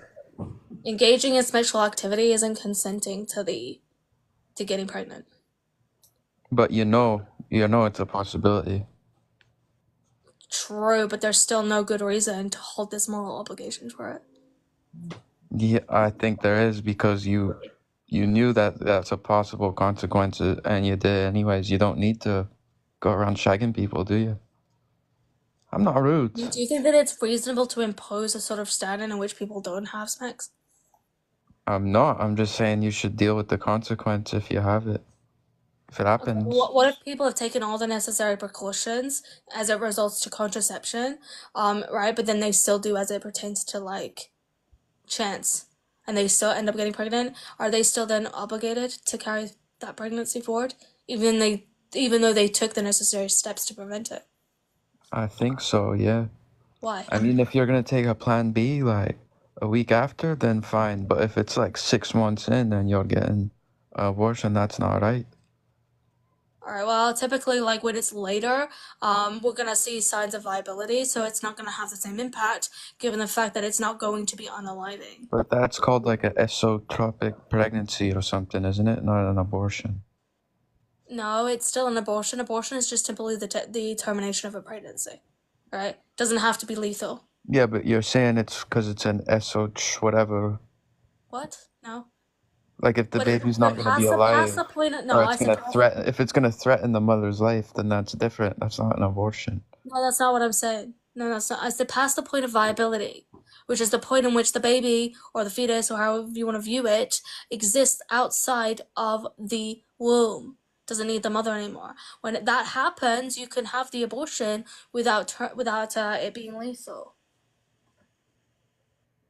I don't understand. Sorry, I don't understand what you're saying. Okay, do you know what viability is? No. Okay, viability is the point in which the baby or the fetus can exist outside of the womb without the resources of the mother. Which means when you abort it or you remove it from the inside of the mother, then that fetus and baby can still exist. So then why would you abort it? I don't understand. Well, that is abortion. Abortion just typically refers to the termination of pregnancy. But you're terminating a You're fetus, but terminating it's a still gonna be pregnancy. alive? Yeah, you're terminating a pregnancy because you're ending that pregnancy. Because the pregnancy just typically means that the child, the baby or the fetus is within the womb using the resources to grow, right? When you take that out, well, the mother is then no longer pregnant. Therefore, you have terminated the pregnancy. But you've done it in a way that doesn't mean that you've ended the baby's life either. Okay, I don't think there's anything wrong with that then, but I don't understand what your point Okay. is. Well, the point is, what I'm saying is that typically in the later years, when we see abortions in the later years, it's going to be that type of abortion Where that the doesn't baby result survives? to the unaliving. It's just going to be like it's not going to be lethal abortion. Lethal abortion is when you actually unalive at that stage, right? So So what, but that's like under the case where the giving birth is gonna harm the mother or what? Like, what's the point of that? yeah, that's for lethal abortion. Like lethal abortion is typically only looked at if there's specific harm to the mother, right? And then they'll carry forth the lethal abortion. Whereas otherwise, it's just going to be the other form of abortion. Okay, well, I still think like you don't need to be getting shagged, so you should be dealing with the consequence. If you do, you have the obligation. So I think you are have an these obligation. consequences only for women? What about the consequences for men? For men, yeah, then he has to be there for the kid. He's not allowed to just run away. Right. But what if he does? What if he does? Well, he's not killing anybody, is he? But obviously, I don't think. So do you think there's more responsibility for the woman than for the man? To be obligated to the life, yeah. To at So least, you think there's more obligation of the woman than of the man? yeah, but that doesn't for the 9 months, yeah. But that doesn't Okay. mean So the if there's guy. more obligation, then shouldn't the woman have more of a say then? No, not when it comes to unaliving a child. Why not? You've just given her more moral obligation. I don't understand. That has nothing to do with it. You've That doesn't mean given you just her have more more choice to responsibility, do something that a lot of or people you've think is given her illegal. more moral responsibility of the fetus, so she gets to have more say. I don't think that's a good argument. It's Why is that a bad argument? because it's silly. That's against the point. How is that against the point? Because the point is you're unaliving something that you created yourself from It's your not own against the actions. point. We're talking about moral obligation. Yeah, Right? you have moral obligation. You want to place more moral obligation on the mother than the father, but you Yeah, don't because want to she give her has the more of a choice. say. The father can't just go abort the child, can he? The father doesn't even have the choice to go do that, even if he wanted to. Yeah, but some men want to assert their choice. Assert their Well, say. if they assert their choice to not abort it, then that's fine. But if they're asserting their choice that it should be aborted, then they should probably be charged as well as like a co-conspiracy. But why shouldn't it be aborted? Because it's your actions. No, why shouldn't it be aborted? Why shouldn't a fetus be aborted? Because it's a life, and they have no say. They have no voice themselves. Okay, but like, And it's unalive due to selfish reasons. why does this life hold more moral value than the life of the mother? What do you mean? I said if the mother's gonna die, if she has the baby, then Well, she should you be didn't able to answer have my the abortion. question. Why does this life hold more of a moral value than the life of the mother? Is it threatening? It's not threatening the mother's life, is it? That didn't answer my question. Because I'm saying no. It doesn't have a more. It doesn't. I don't. Oh, it doesn't. I never Okay, said it does. So then why are we prioritizing something that doesn't have more of a moral value over the mother? Because the mother isn't getting unalived. She's fine. She just doesn't want to deal with the kid. I don't understand it. We recognize that this bunch of cells doesn't have the same moral value. So why does it matter if it gets unalived? Why doesn't it have the same moral value? I think it does. Why? Oh, it does now. Okay, you're changing your answer. Why does it have the same?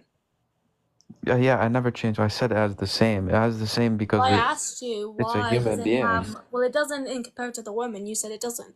I said why does the life of a fetus have more moral value than that of the woman? You said it doesn't.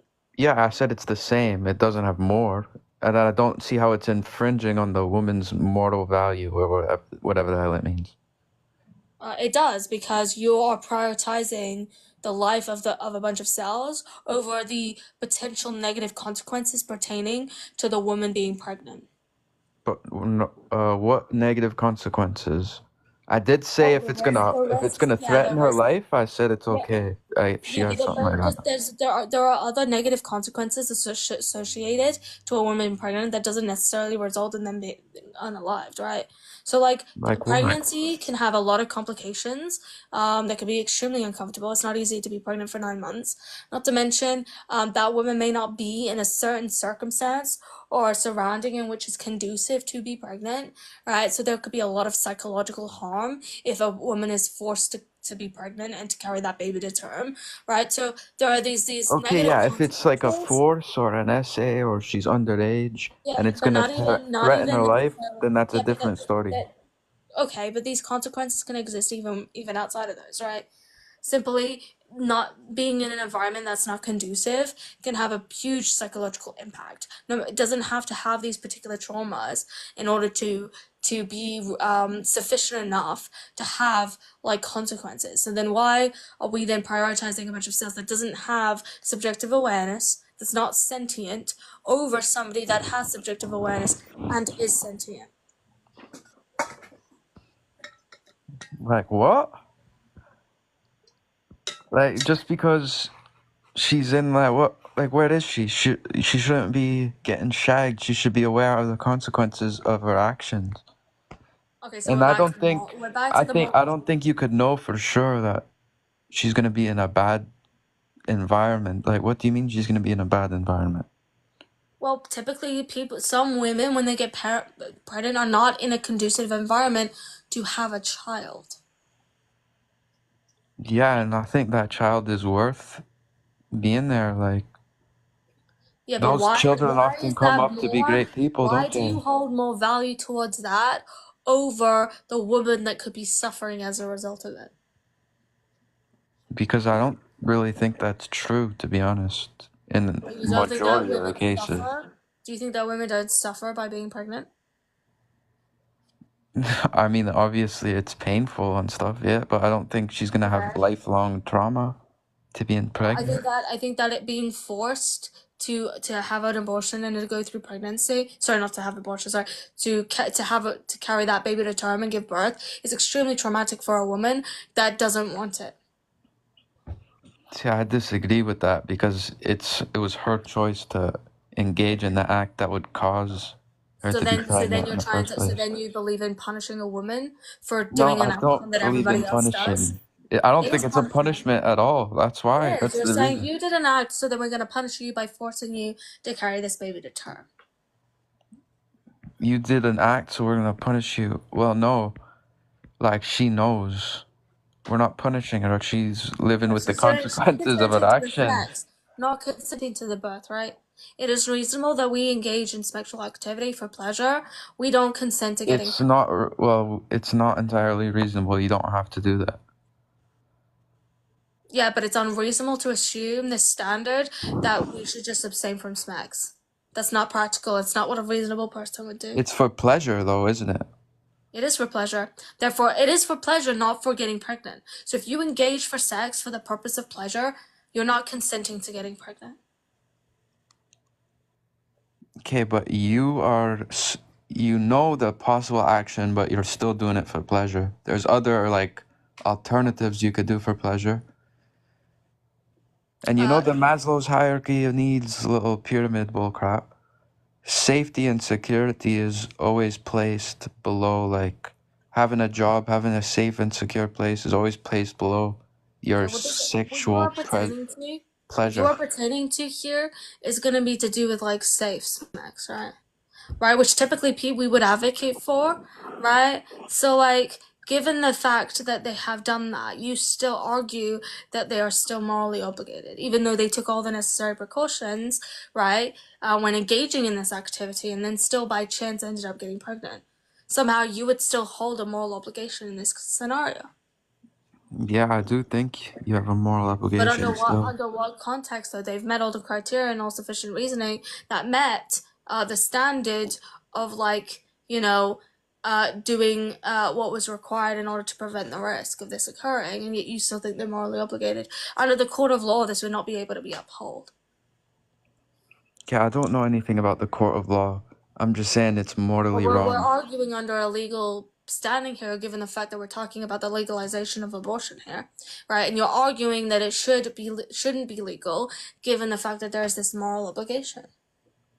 And I'm contesting that moral obligation because I'm saying that there's no standard under like liability that they would say that if you've done everything that a reasonable person would do and it still occurs, that you are then Yeah, still but you considered do liable. know, most people know.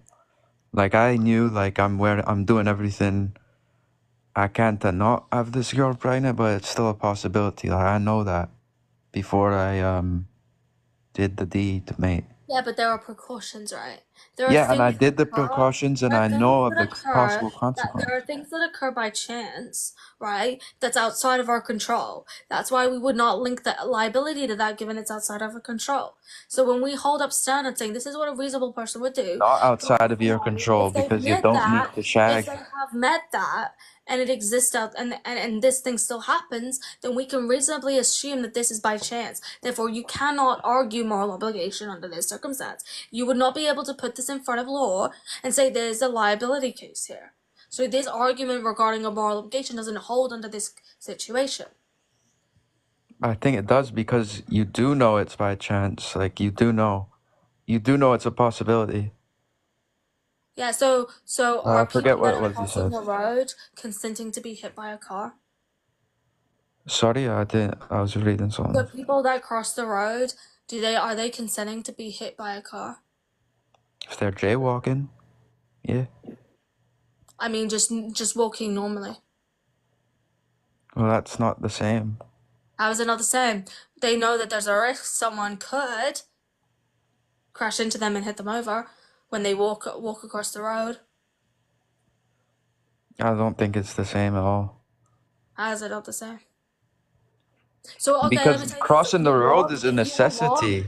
if you walk through a particularly harsh neighborhood in which it's commonly known for there to be like criminals and for a lot of like criminal acts to occur, and then you get like shot, are you then consenting to be shot? No, I think you're making a stupid decision, but honestly, But most why of those not? neighborhoods, they won't treat you any Why differently not? if you're But you just know the walking through, to risks be of honest. but you know the risks of walking through this violent neighborhood.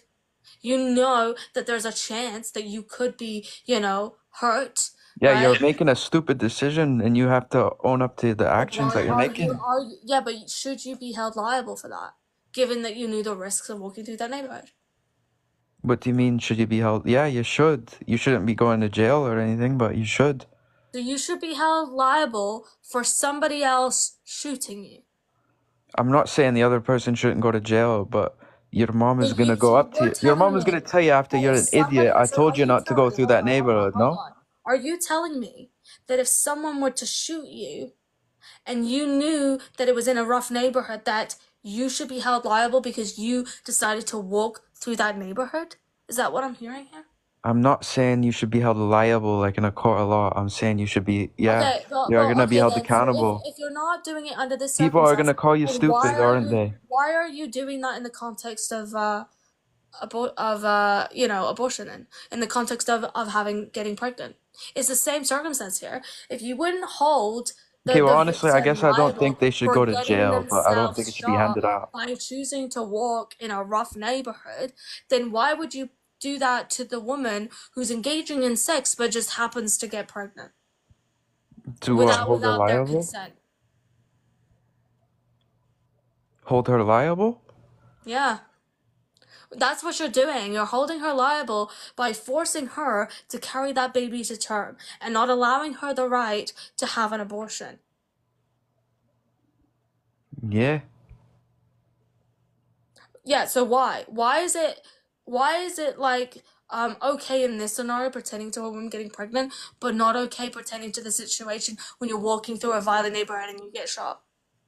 Because when you're walking through a violent neighborhood, you're putting your own life at danger, and you know that. And the other one, you're putting someone else's life at danger, innit? Yeah, your life is also at risk as well, by the way. Okay, Pregnancy can we have already talked repercussions. about this. It's not all the time, and I already said, Yeah, but yeah, if there's the a girl's risk. life is There's gonna a be in risk. danger, I think Yeah, it's there's a different. risk of that though. There's a There, risk of that, but just usually just we like know there's a if it's risk, gonna. just like there's a risk that you getting shot could like not unalive you, right? It's the same here. It's not the same. I think it's not the It is the same. same. It's You're analogous. probably a lot more likely to die if you get shot. Yeah, well, depends where you get shot, to be And honest. if I'm not saying But like women but shouldn't have but like for healthcare, example, like if you get shot in the shoulder, for example, then the likelihood of you unaliving is very low, actually. okay, well I'm not sure what the likelihood of you dying from pregnancy is. I mean, And it I is already low, but said it's if not it's like impossible. your But life isn't threatened. even if what's up, Matt? Even if the risk of being unalived is low, it's not impossible, right? And there are other negative complications that could occur that I think is sufficient reasoning to say that someone should not force someone to like, give birth. Like what? If they're underage? If they're underage, then I agree. I didn't say anything about underage. I'm saying just generally forcing But someone like to give generally, birth, I think most women who are pregnant are just which is fine. what pro-life is. Pro-life is really just forced birth. Is that you are forcing somebody to do something that has a lot of taxing stuff to their body and will have a huge psychological impact on their brain, right? That can exist for like decades, right? But I just And don't no one's understand. Like laying my mom was poor. complications as it pertains to their mentality if by you forcing them to carry that baby to term. Like my mom was And poor. We're not that in the means best you are weighing. situation. And what you are doing is you're weighing the bunch of cells that has no subjective awareness, that doesn't have the criteria in order for us to place moral value over, can't perceive pain or pleasure, doesn't know what it's happening over a woman that has all of them. For me, that is no logical reasoning for us to do that. You're on a tangent, mate. How am I on a tangent? I'm explaining to you why your view is illogical. I don't understand. Still, it doesn't make any sense. What part of what I said did not make sense? Because it seems like you're advocating for like the 1% of abortions. What? It seems like you're advocating for like not the majority of abortions. This is like the few who will actually be affected in that way, No, have I think negative that effects everybody to is health. affected by pregnancy to some degree. Okay, does that mean no one should get pregnant? I don't understand. What? Everybody's affected by I it. think maybe you're not understanding my position. I'm not advocating that everybody should get an abortion. I'm advocating for choice. I'm advocating for women to be able to have the choice to decide what they want to do with their body where as it pertains to pregnancy, right? This means that a lot of women could choose to have the baby, and I'm in support of that. Okay, but that choice is selfish because what they're poor or what? Or they're gonna how do they even know that they're gonna be How is having it a negative selfish? pregnancy? What? How do they even know that they're gonna be having a negative pregnancy? I don't even understand this.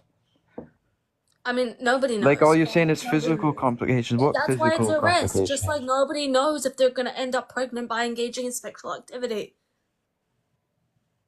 Because it is a health risk, it should be a choice. That's what you're saying. Because pregnancy is a health risk, it should be a choice. Yeah, I think there's no good reason for you to deny bodily autonomy given these circumstances. Given also the fact that there's no moral value that we place on a bunch of cells prior to sentience.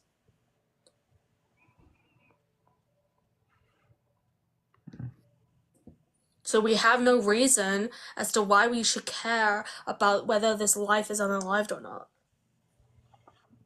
So if it's a 4-month-old pregnancy, you think it's fine?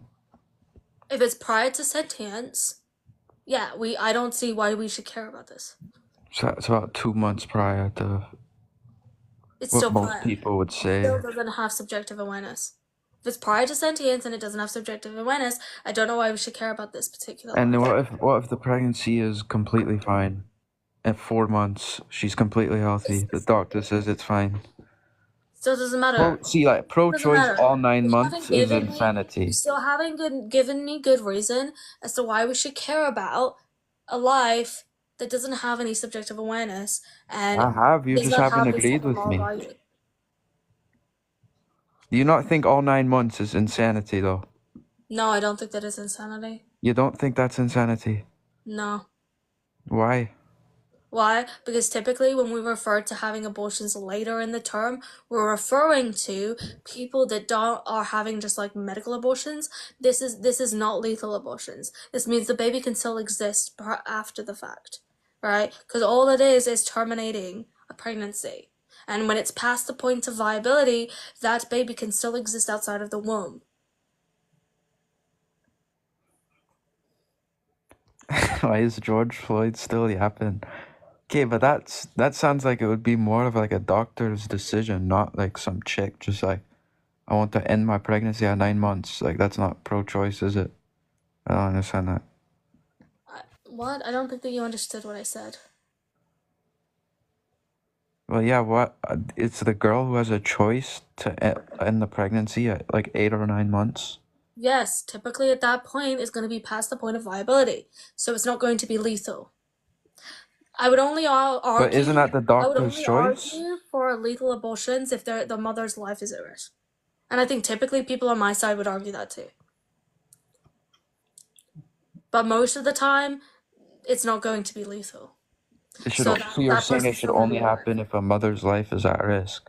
Yeah, if we're specifically talking about lethal abortion, Okay, right? But I would typically agree with that. abortions are not going to be lethal. So therefore, that baby is not going to be unalived. Okay, I would agree with that, actually. Okay, so When this you is say, why we say pro-choice all 9 months. okay, but you have to understand when you say pro-choice all 9 months, to the regular folk, you're coming off like a nutcase.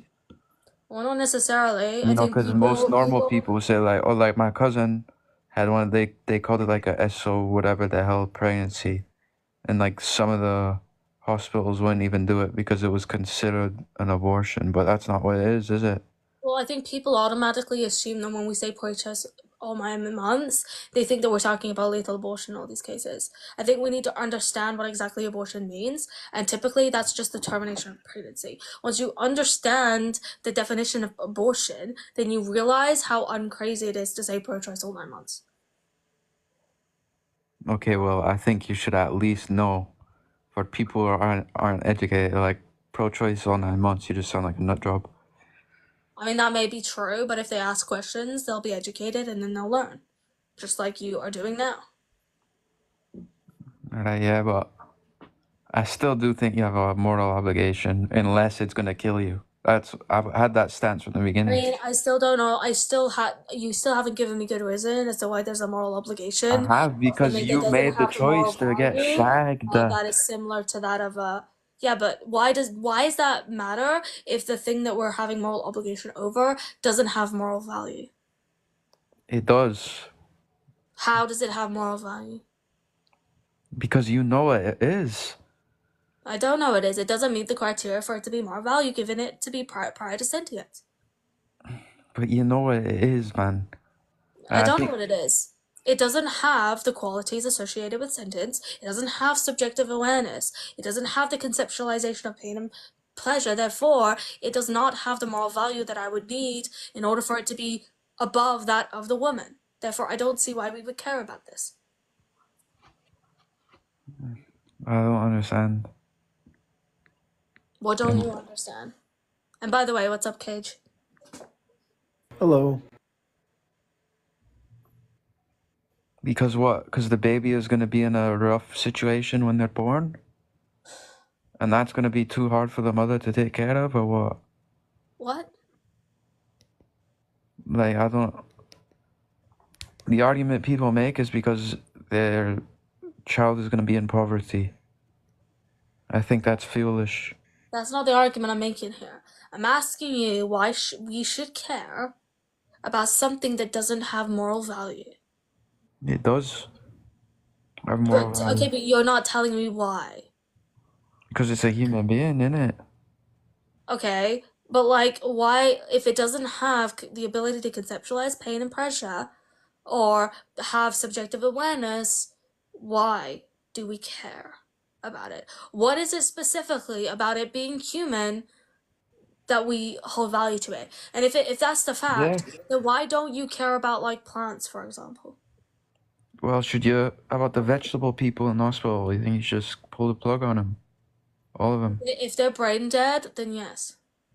If they're brain dead, you think you should just pull the plug on them? Yeah, because they're no longer like sentiently alive. What if their whole family doesn't want you to? Well, I think that, I mean, that's whatever, but I'm saying on a moral standpoint, I think that it's reasonable to pull the plug on that, given the fact that they don't have sentient life anymore. You just have cellular life. But you don't know, like... We do know if it's brain dead, that is the death of the brain.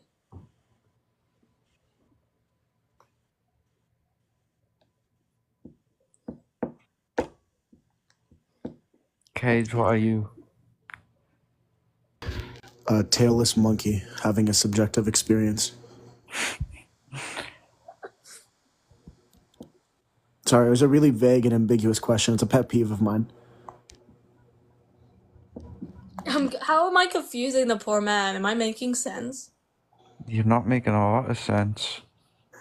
Don, do you think humans in and of themselves, the fifth primate, have value, moral value? Do I think humans have value, moral value? Yes. Like over an animal? Is that what you're saying? Well, yeah, I do think they have moral value. No. I mean, humans are animals. Let's not get that confused. But just generally, do humans have something about them that makes them valuable in and of themselves? Like a human doesn't have to do anything or be on anything or anything like that. They're just valuable because they are. Yeah, I do. Even if, yeah, I do think they are. Oh, can I ask? Okay. You're cutting out. Why? Yeah, What do exactly. you mean Why? why? Because... Like, why do you think humans have this value? Why do I think we have value? I don't know, you're already making like the argument for murder, because we do have value. We just do. Like, even if somebody No, is like a murderer, they're in we prison, they do, still have right? value. But innit? well, I mean, yes, but I'm asking, why do you think humans in and of themselves hold this value? Is it just because we're human? Yeah, it is just because we're human. So what would like differentiate humans from any other animal class? Not sure, nothing. I don't think we should go unaliving gorilla babies either. Well, are you vegan? No, I'm not. And you could say I'm not morally consistent. That's fine. But I call you like an immoral agent that's irrational, or I mean, I'm not gluttonous. I don't eat more meat than I think I have to. I don't I think wait. gluttony is just indulging in something that's unnecessary. I think that's what lack of veganism is, but that's besides the point. Well, if it's not, because like in this argument now, if you're not vegan, well, why do you disagree with being pro-choice? We could just say, well, we're just in your worldview inconsistent, and we're gonna do. Well, I what we're gonna can't do. eat beans. You can't. Okay, well, that's besides the point. You said you're not a vegan, and we could call you or put this title onto you. I'm not going to, of like an irrational agent. Yeah, you Well, could call me that.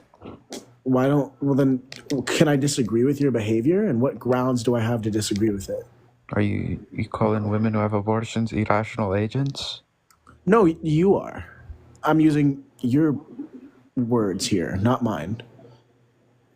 Like I'm Okay. making a comparison because if you want to say that all animals intrinsically have value, well, dolphins are animals, pigs are animals, dogs are animals, but we eat cows, pigs, chickens every day. Well, you do, I'm assuming. And that's, going to be permissible to you. I'm sure you're not losing sleep over it or like racking your brain over the moral dilemma. Well, I mean, I do think about it, yeah, and I don't try and eat more than I need. I do you care don't. about the meat I'm eating. It's not just like some worthless thing I'm eating, yeah. But in the end of the day, you still do eat meat, right? Well, yeah, but I think I have to eat to survive. Yeah, Like, similarly, some pregnant women who want to actualize their rights might feel the same way. They might feel that in order to survive, to uphold their integrity, they must resolve this infraction via lethal or non lethal abortion.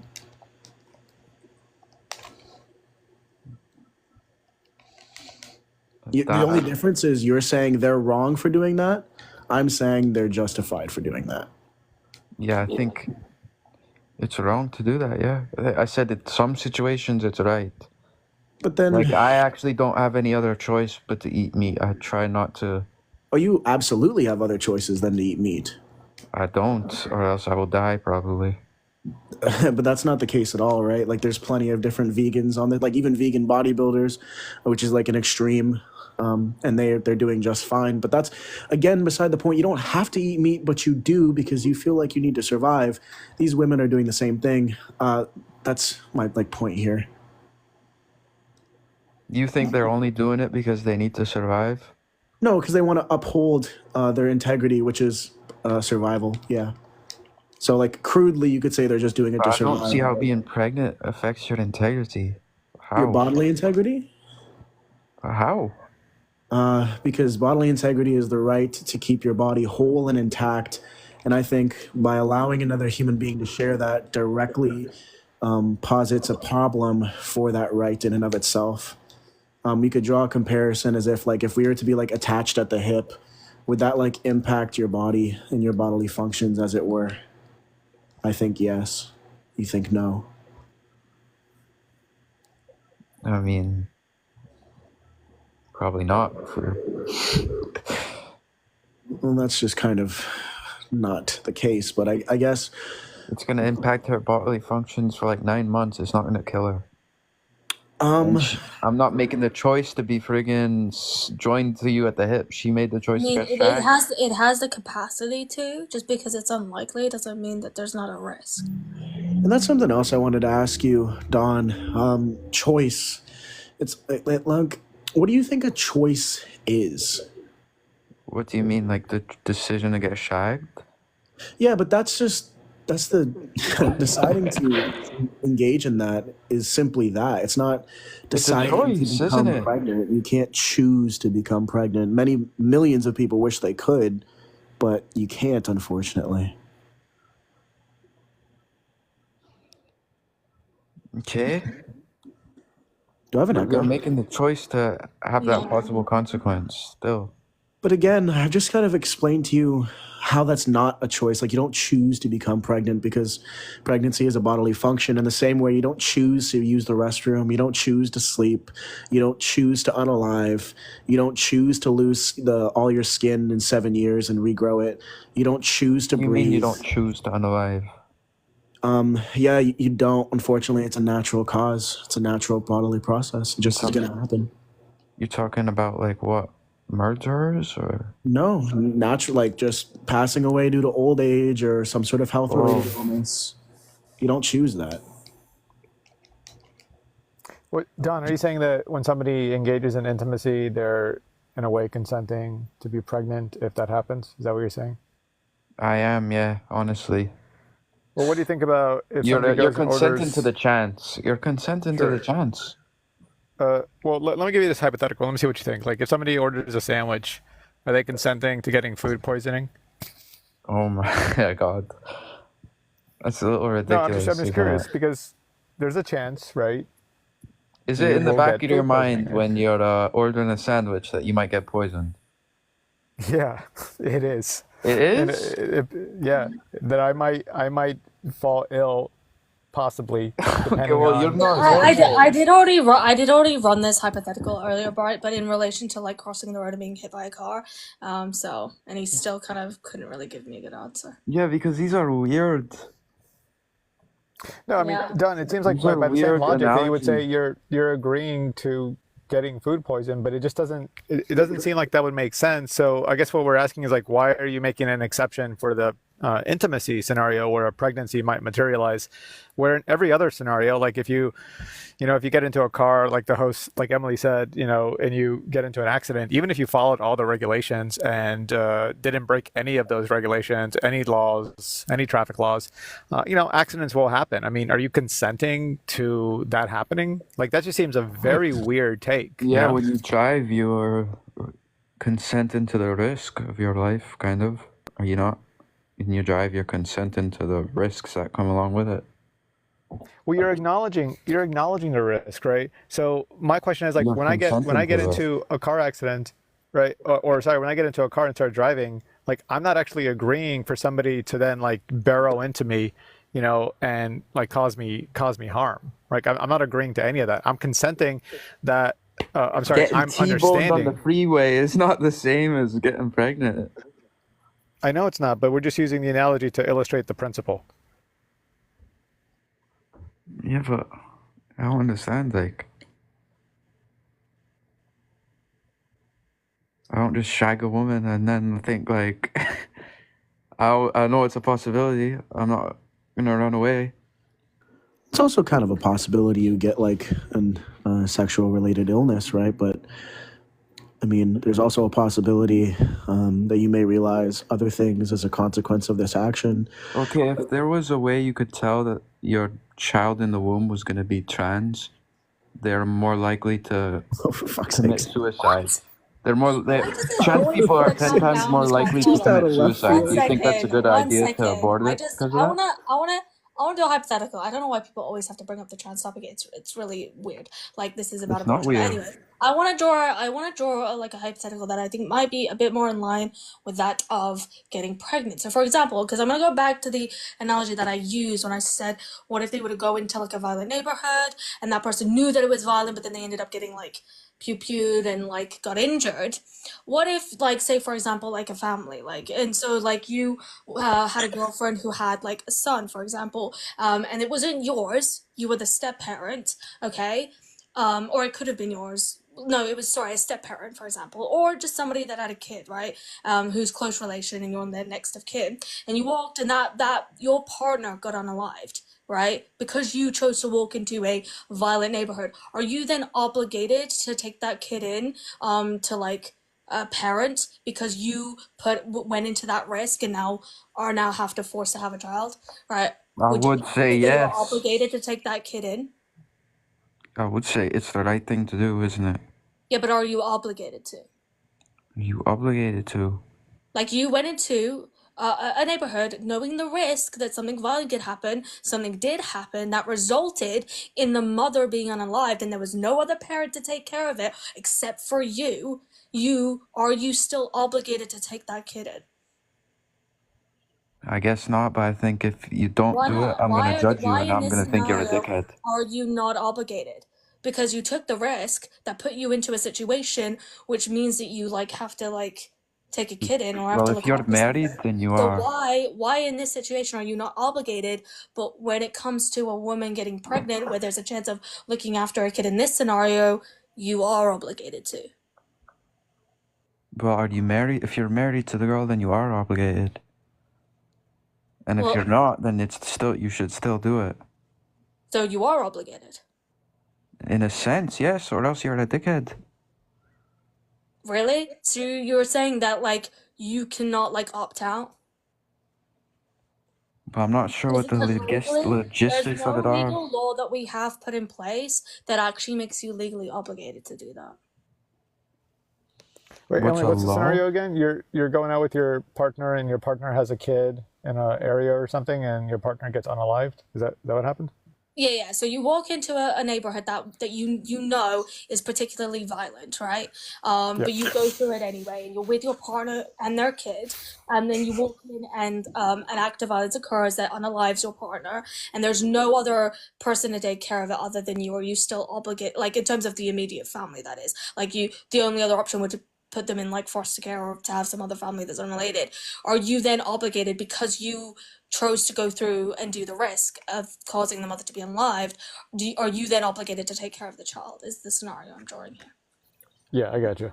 I mean, like a pro-lifer here often will bring up something along the lines of like there are other obligations that may kick in, like some sort of like communal obligation. Like I might even accept some of that and state that like, look, that just doesn't apply when we're talking about self-preservation and bodily integrity, because that's going to preserving the intactness and the perimeter of your body, right, is a distinction that doesn't exist in, let's say, a scenario like the hypothetical you're giving here. But I don't think Don is presenting like really, you know, a principle here that demonstrates his position, right? I think he's just saying you have an obligation because he feels like it's the right thing to do, but I'm not hearing like what the reasoning behind that is.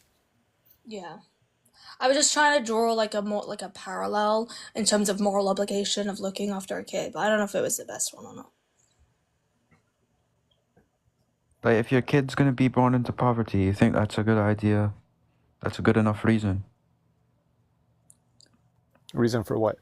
to have an abortion if your kid's gonna be born into poverty. Well, Don, I mean, if we're parsing this out or indexing it to a principle that supersedes an obligation that you're proposing to be pregnant, right? And that principle usually is self-preservation, often termed bodily integrity, right?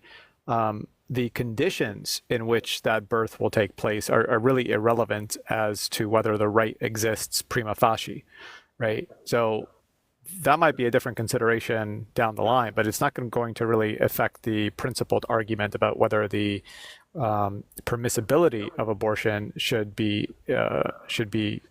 within society. Also, Chris, it is not illegal in Alberta. Like what? Can you point to anywhere in Canada, especially Alberta, that it's illegal to have an abortion? Because that's the first I've heard of that.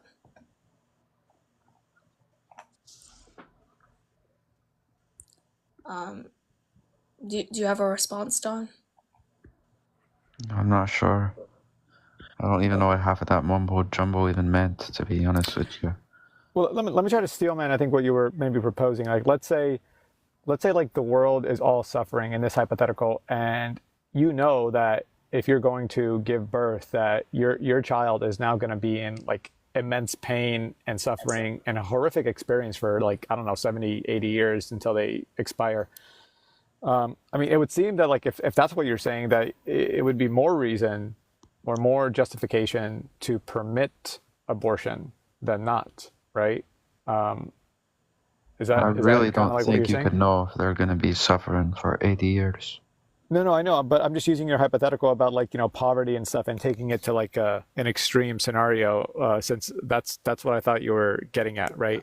But to your point, yeah, we don't know the conditions of life that this child is going to endure.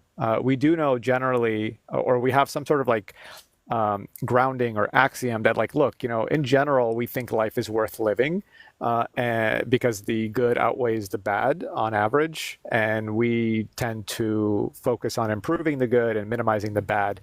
That seems to be what we've been doing throughout human history as far as like quality of life, longevity, all these metrics that we use to measure how things are seem to be improving.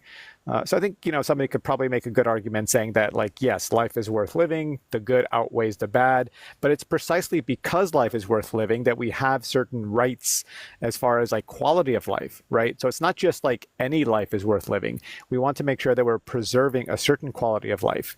And the bodily integrity argument is going to say, like, look, you know, forcing somebody to remain pregnant against their will is just going to violate that principle. And that's why we permit abortion in society, or in many societies. Mhm. All right.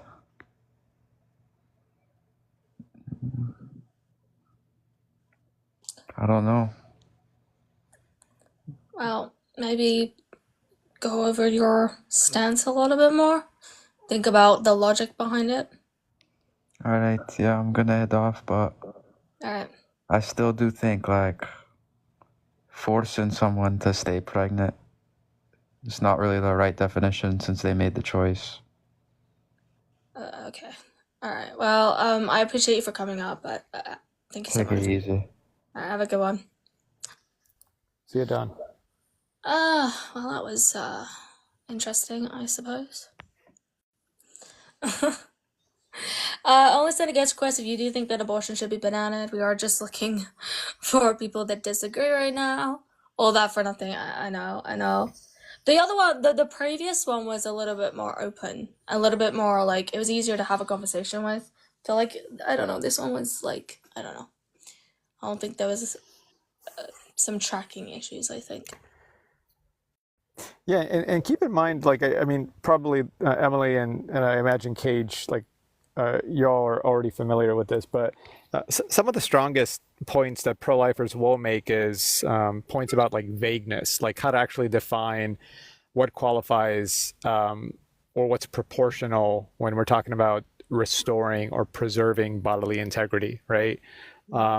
And that is something to be considered, but just because we can't pin an exact line, right, to what constitutes a bodily integrity violation in all cases, right, doesn't mean that we can't have a reasonable construction of the bodily integrity position. And a good example of this, I think, is like age of consent, right? Yeah. We kind of pin it to 18, and it's obvious that there's going to be many, like, let's say 15, 16-year-olds that are more mature mentally than a 20-year-old. Now, does that mean that the law that says the age of consent is 18 should be scuttled and just like ignored? No, obviously, because there is, first of all, great utility, right, in having this set metric of 18, right, because we kind of average it out.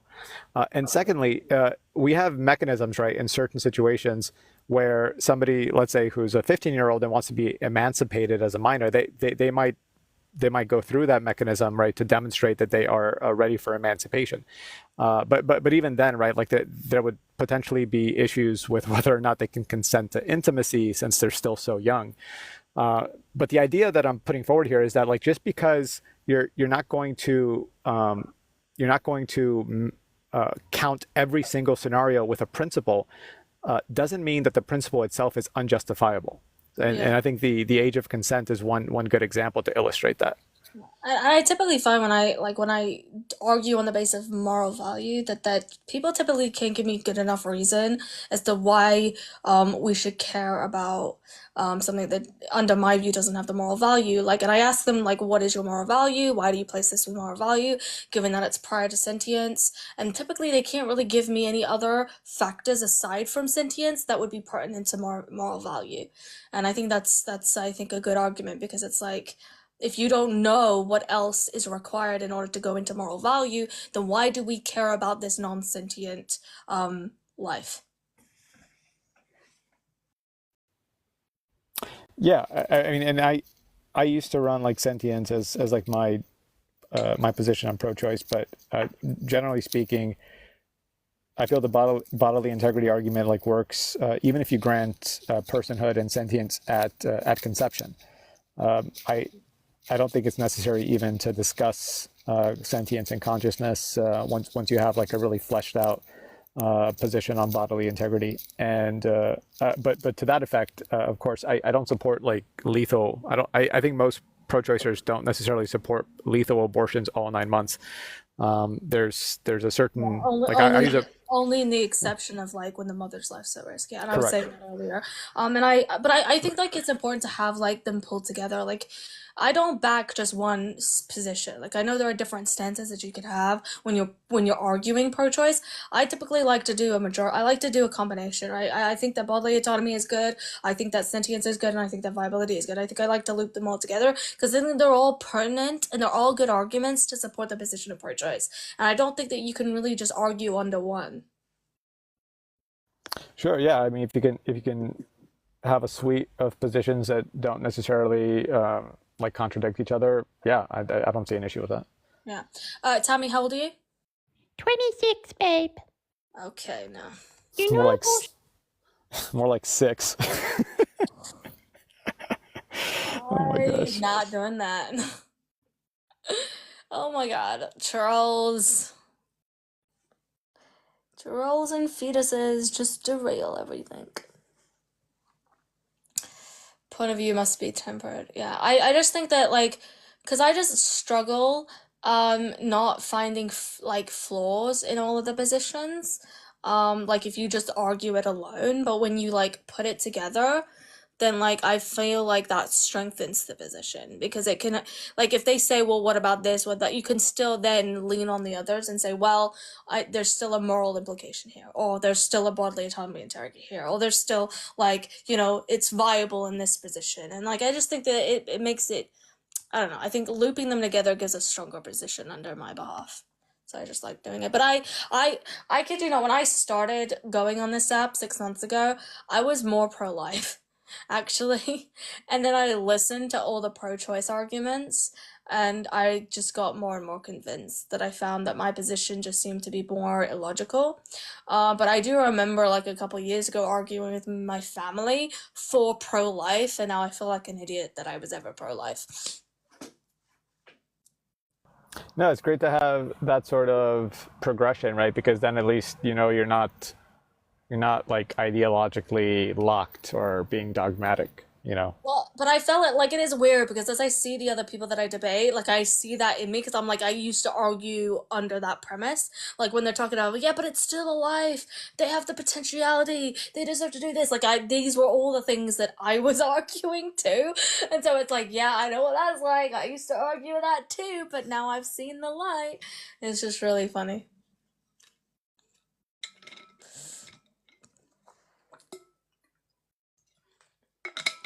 But I do feel like I think that the more I listen, the more I get more cemented in my argumentation of abortion. I think that like I was a little bit like I didn't have a good position and I didn't know enough, so like it was hard for me to debate this topic. But I feel like I'm learning every time I run this topic or every time I listen to the abortion debates.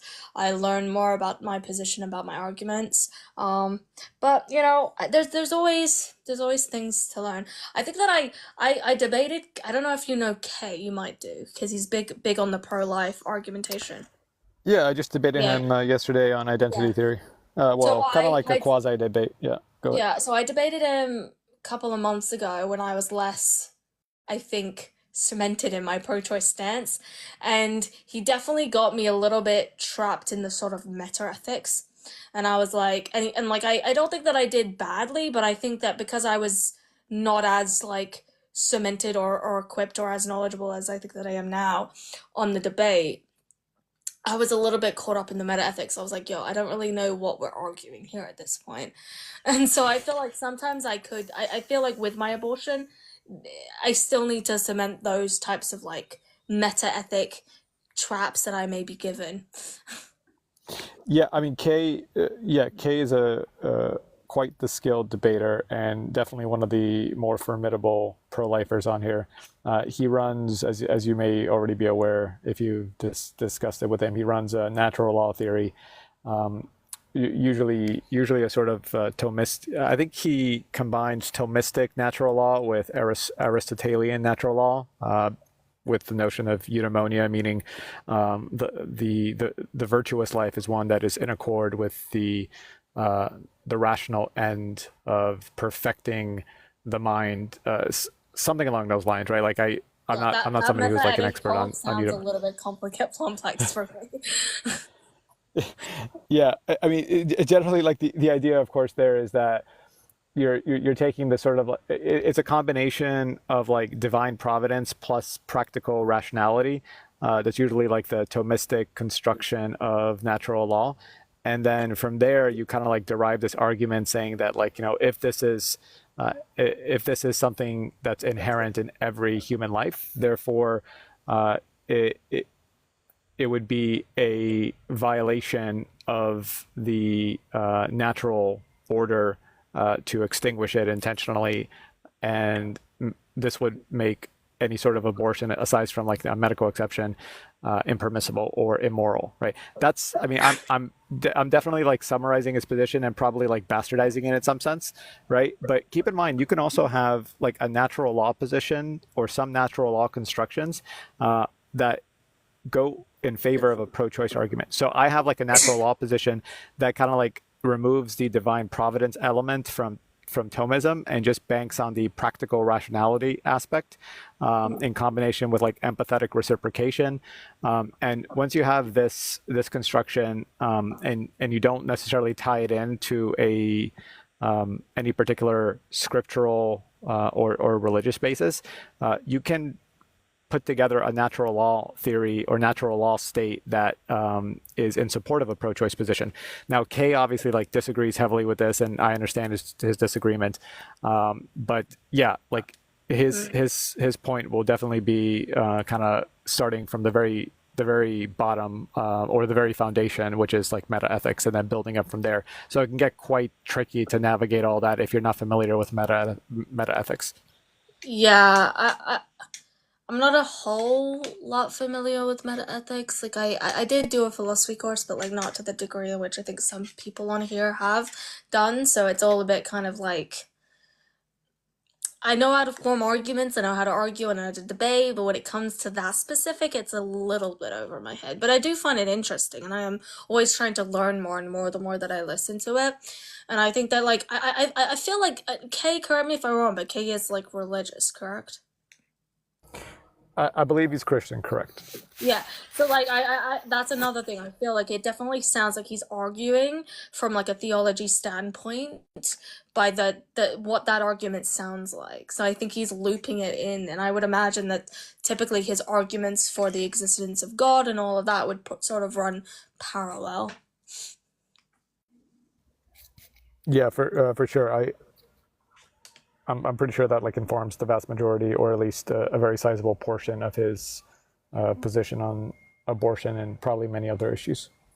Yeah. Yeah. Um I did find it funny though watching him debate Dean. That was funny. Who was he debating? Well, I've seen him debate Dean a couple times before. You know Dean. I think you've debated Oh, Dean. Dean. Yeah. No, I've debated Dean too. Yeah. Yeah. I'm never sure if you and Dean are like, frenemies. Opponents or you agree.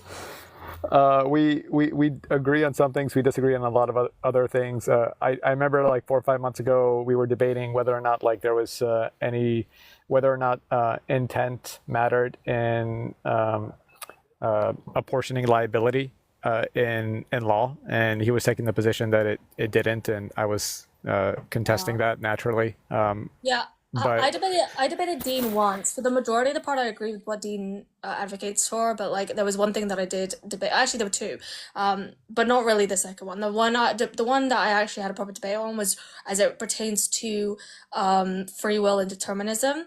So obviously, when I was debating on the side of hard determinism, for which I've kind of adjusted now to more compatibilism. But obviously, he was sort of advocating for libertarian free will, and so that was a bit of an interesting debate that we had. And then I also debated as it pertains to like pew control. So that was, but not really much. He just had a few questions that he came up on. Those are the only two times I've actually debated him. The majority of the time it was more like he came up to like assist. But he hasn't done that for a while, to be honest.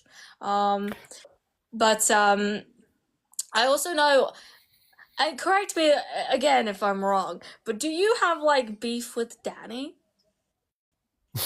Who? yeah, I do.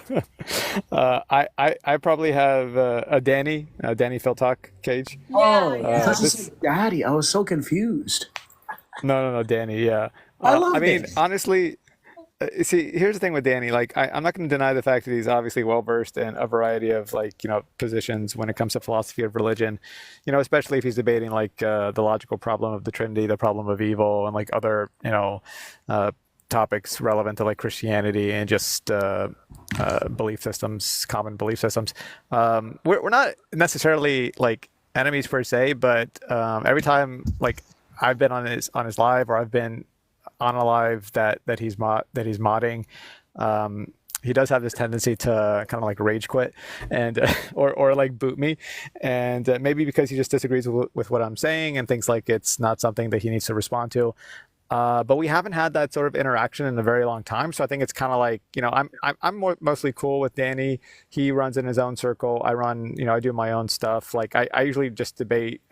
In the last like 3-4 months, I've mostly been just doing like abortion debates, and Danny doesn't really do those too much, so I haven't really seen much of him. So yeah, I don't hold any ill will against the guy, honestly, and I doubt that he really thinks too much about me either. So No, yeah. I just wanted to ask that because I remember like a couple months, like I don't know when exactly, but like going into a live, and there was a bit of tension there. So I was like, oh, what's going on with that? So that's interesting to. Yeah, I've got like a handful of people that I regularly butt heads with. I think Danny's one of them, Amdir on occasion, and definitely Lucario. Like I think Lucario is like the resident sophist Isn't around here. Lucario extremely transphobic as well? Oh, he is? I have no clue. I've never talked to him Yeah, about that I in think particular. I think that he is. I think if that's the person I'm thinking of, but I think Lucario is extremely transphobic, and I think he hangs around with the gender critical people a lot, unless I'm mistaken. But like, I do remember a name that sounds familiar like that. That is that type of way. Yeah, I mean, I wouldn't be surprised. So Lucario does seem to hold a few more conservative positions. Not that that's inherently bad. I judge a position a la carte. I'm not going to like, you know, generalize somebody necessarily if they're like more to the right or more to the left. But generally speaking, you know, if that's what his position is, I certainly have not debated him on that. So That's hey, what's up, not Ellie? his position. Lucario is like Wait, very hold on. pro-trans, right? How old are you, Al, please? I'm 20. I'm 21. 21. Do you think that abortion should be bananas? No, but you'll like Lucario is like extremely pro-trans rights. And like pro like trans women being women. Lucario one of Lucario's There you go. topics on his lives is like trans women are women. So I don't know who you're thinking of, but that's not Lucario. Really? Yeah, it might Yeah. be. Maybe What's it's somebody else, his, Emily. like- Again, I'm not familiar with that. Yeah. What's it? Can you give me like his handle or his name? I can look for Maybe I am being mistaken. I do remember there is a username that I think is Lucario, and I'm confused. But can you give me the name? I wanna search this up. I mean, I'm on the live right now. I mean, I'm sure I can get you his username, or I can even maybe give you like his Discord, and you can message him. But I can assure you that like If you just message me his like name, I'll have a look because maybe I am mistaken. Lucario that name sounds really familiar to me, and for like not good reasons, and I don't really know what that's pertaining to. I thought that it was yeah, for Lucario is just pro-life, but that's pretty much as far as it goes. He's very like maybe I'm pro-trans rights. confusing him with having really extreme pro-life views. Then I don't know. Yeah, maybe. Don't worry. I'll message you his like handle so like you can like I'll share his profile with you. Yeah, all right, thank you. I'll look into that because, like, again, if I'm wrong, I'll clarify that. That's no worries. I'm I just just based on hearsay at this point. Yeah, no, I just wanted to give you the information. I don't want you to like make an ass out of yourself, so I just wanted to make sure that you have the info. No, I appreciate that. I appreciate that correction. Thank you so much. No, you're all good. If you don't think that abortion should be bananaed, I am just gonna look for people that do. But I do appreciate you for coming up. No, for sure, for sure. All right, thank you so much. Have a good one. You too. See you, Ellie. I guess I'm wrong. I don't know. Yeah, I've never heard that from Lucario, so maybe it's somebody with a similar name or whatever. But again, I don't know his position on that. But I'm sure Ellie Ellie's pretty accurate when it comes to these things. So Yeah, maybe there's someone else with that name who's like just terrible. Because I that name does ring a bell, and I think that there might be two different people, which is kind of unfortunate. Because like to be mistaken with that, but like I think there is another Lucario who is just absolutely god awful. I think. But again, I don't want to assume. Bart, you're a professional glazer. Were you aware of it? I mean, I just said like I had beef with AMD or Lucario and the others. I'm not glazing them at all. I'm just saying I wasn't aware about their. I'm not going to misrepresent their positions if I don't know them. Bro, you're forgetting one I thought that you. person. I also honestly thought that you had Oh, beef with Danny. Dean as well, but I guess I've been corrected too. No, the No, woman. we did, but we're mostly cool now because of that like argument like 4 or 5 months ago about like intent and law. But I'm mostly on good terms with Dean. We haven't really debated like formally or seriously after that. So all of our interactions after that have been fairly positive. So Well, that's awesome. All right, Larry, how old are you? I'm 21, and you'd know that if you read my bio, just saying. Okay, I'm sorry, but I don't quite believe that. Oh no, maybe I do. All right, are you? Do you believe in do you think that abortion should be bananas? Yeah, hell yeah, of course I do. Okay, why? 'Cause abortion is bad. oh, dude, that is the goated argument. He just bodied all of us. It's over. Okay. Any chance of like elaborating on that? Yeah, to elaborate further, I would need some more information on abortion. So, like, go ahead and tell me what your opinion on abortion is. See, this is why kids shouldn't have rights. Every time school gets out, some crazy shit just pops off. Well, I don't want to assume that they're a fetus, given that they have a trans flag, and I don't know if they're like just a trans man. No, I'm not trans. I'm just straight. Okay, I'm He gonna was gonna just. say it. I was waiting for he was gonna say it. If you're not trans, you're gone. I'm sorry, but like, there's no way you're an adult. See? Yeah, sounds like 15 at most or something. Yeah, well, I don't like to judge because I know that sometimes trans men can sound like they're teenage, but they're not. It's just depending on their like. So I was trying to give him the benefit of the doubt, but anyway, that did not work out. So you are not loading in, Sour Bunny. Feel free to send a guest request back.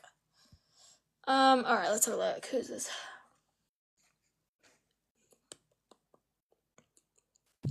How old are you? 38. Okay, do you think that abortion should be bananas? What's up, Chris? Of course. How you doing? Abortion should definitely be banned. Hey, Bart, how are you? Okay, so, why so? Doing well. Clearly, you two know each other. Is this Because something that you I don't think it should be fully banned. I think it is murder. I'm Why are you assuming laughing? I'm assuming you've debated her Bart before. I mean, I'm a big fan of Chris, so I can't really say much beyond that. Yeah, but I don't think we've talked about abortion in particular, so I'm not sure if I'm not sure what Chris's position is, but apparently if this is her People will position, never then know what my position is, Bart. They will never know. are you? I'm actually pro not legislating this shit. If I'm being honest with you, I could lie to you though and be pro-life again. I don't think it should be You are legislated. pro-choice then, No, you can I lie if am you pro want, not Chris. legislating it. which is pro-choice.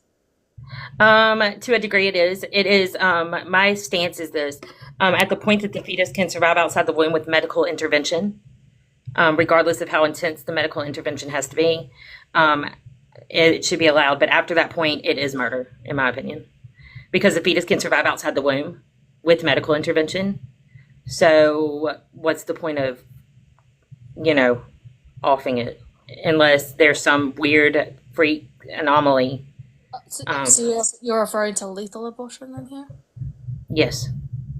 Okay, well, I think that a lot of pro-choicers would agree with that. I think that like unless there's a risk to the mother, I don't think that anybody's advocating for lethal abortion past viability.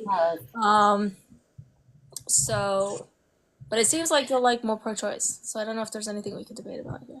I mean, I could tell you that I'm pro-life if you want me to. Well, I mean, I no. If you're not pro-life, that's great. That's based. You should. But I have a question. Do you think that the ones who are there are some that are up to 9-month lethal abortion? Do you agree with that? I would disagree with that unless it's in conjunction with sort of the mother being at risk. Like, having the mother's life at risk. I would be against that if it's past the point of viability. Okay, so what about like Bart brought up a case the other day to me. What if it's one of the, silent pregnancies where they don't realize they're pregnant until like 6 months? Well, I think that you can do that without having to unalive it. Cryptic pregnancy, yeah. I mean, Without you So can still abort that child without unaliving it. here's the hypothetical, right? So let's say you have let's like make it extreme. Let's say you were SA'd, unfortunately, and you didn't realize there was no indication of pregnancy, but it did produce a pregnancy, and you did not become aware of it until 8.5 months in, right? And you want to terminate the pregnancy 2 weeks prior to the due date, but the doctor is telling you that the only way to terminate it is if it unalives the unborn. So the question is, like, should you be permitted to unalive at that stage? And that's the one of those like hypotheticals that like a pro-lifer will often throw out to test I'm the really position. confused. I'm confused by that hypothetical. Yeah, do you want me to which do you want me to like I clarify was a certain too. part? Yeah, Do you want me to just repeat just it? rephrase it because I didn't quite get it. Sure, yeah. So, well, let's just like take out the SA part for the time being to simplify it. So cryptic pregnancy, right? Like meaning that there's no indication of pregnancy. Maybe somebody even took a test and it was a false negative, right? Okay. Uh, Sure. yeah, right. So at 8.5 months, for whatever reason, maybe at that point there's an indication that maybe the unborn kicks and they go in to ask, why am I experiencing these abdominal pains? And the OBGYN or whoever says, oh my gosh, you're pregnant. You're 8.5 months along. You're probably going to be due in like 2 weeks. And then the person's like, well, I want to get an abortion, right? Because I don't want to be pregnant, right? I don't want to wait 2 weeks. And then the OBGYN or whoever is like, well, the only way to terminate the pregnancy at this stage would be to unalive the unborn. Or you could wait like 2 weeks and, you probably would just give a normal natural birth with no issues. Okay, so this would just be prior to viability then. Well, in You this have to case, have 8.5 months. yeah, in this case, there would be no way to perform the abortion without unaliving the fetus, right? But it would be a live birth with no issues in 2 weeks. So, but it's still prior to viability. I mean, depending on how you define like viability, or like maybe because of some complication in this particular case, like maybe there's like some issue in performing the Well, what is the operation. reason? Okay, but what is the reasoning for not being able to like abort it without it being lethal? It's unspecified in the hypothetical. Which is absolutely not logical, but whatever. I gave it to him. Yeah. It's unspecified, so it could be because it's just not viable. Potentially, yeah, but it's not necessarily, right? Like because maybe there's some well, It could be because generally, there are some defects that cause sure, the baby not to develop their lungs properly until the last whatever. But I still think they could put right. them in incubators and stuff to make that to make them. Yeah. I don't know. That's a good point, Emily. I mean, like, I feel like if that's the case, it would still not be viable, right? Just because there's a delay, it's still not viable. Under what condition would the baby still be viable, but for somehow you could not, like, I abort it? can't think of one. Because in order Yeah. for this to work, you need to give me a scenario in which that you could illustrate to me that this baby is viable, but for some other reason it could not be Sure. aborted. Okay, let me reconstruct it, right? Let's say you're in a clinic that for some reason is lacking the necessary tool to perform the operation successfully, right? And with the tools that they have, they can terminate the pregnancy, but those tools will cause the unaliving of the fetus, right? They don't have the tools that will preserve the life of the fetus. Does that And if solve you the deliver issue? it regularly, it would kill you. Okay, so that could be a thing where they don't have the tools to perform a C-section, but they have tools to remove a fetus because the mother wouldn't be able to stand a vaginal birth or what have you. Blood pressure issues Yeah, or whatever. something along those lines. I think that might kind of, because I think what you're saying, Emily, is like you think that there's like some sort of contradiction in the hypothetical, and let's just grant that. With this adjustment, do you think that kind of resolves that at least to see if we can evaluate the hypothetical on the merits? So Toxemia and eclampsia would be a reason for that, actually. yeah, I just want to just highlight that. Okay, so basically, what you're saying then in this situation, that the baby is viable, but for whatever reason, you don't have the tools that are required in order to provide the abortion in order for it to not be lethal. Is that what you're saying? Yes, that's exactly what he's saying. So, like a C-section, say if the mother had toxemia or eclampsia, her blood pressure would be so high that a vaginal birth would kill her. And they don't have the tools to perform a cesarean section. So the only alternative is to vaginally lethally abort the fetus. All right. So are you saying that the only way to like abort the baby that's not lethal is by cesarean? Yes, correct. And Okay. they don't have the tools to Sure. perform the cesarean accurately. And this, yeah, if that's going to be necessary for the hypothetical to just resolve the potential contradiction, yeah, let's like tack that on. So Mother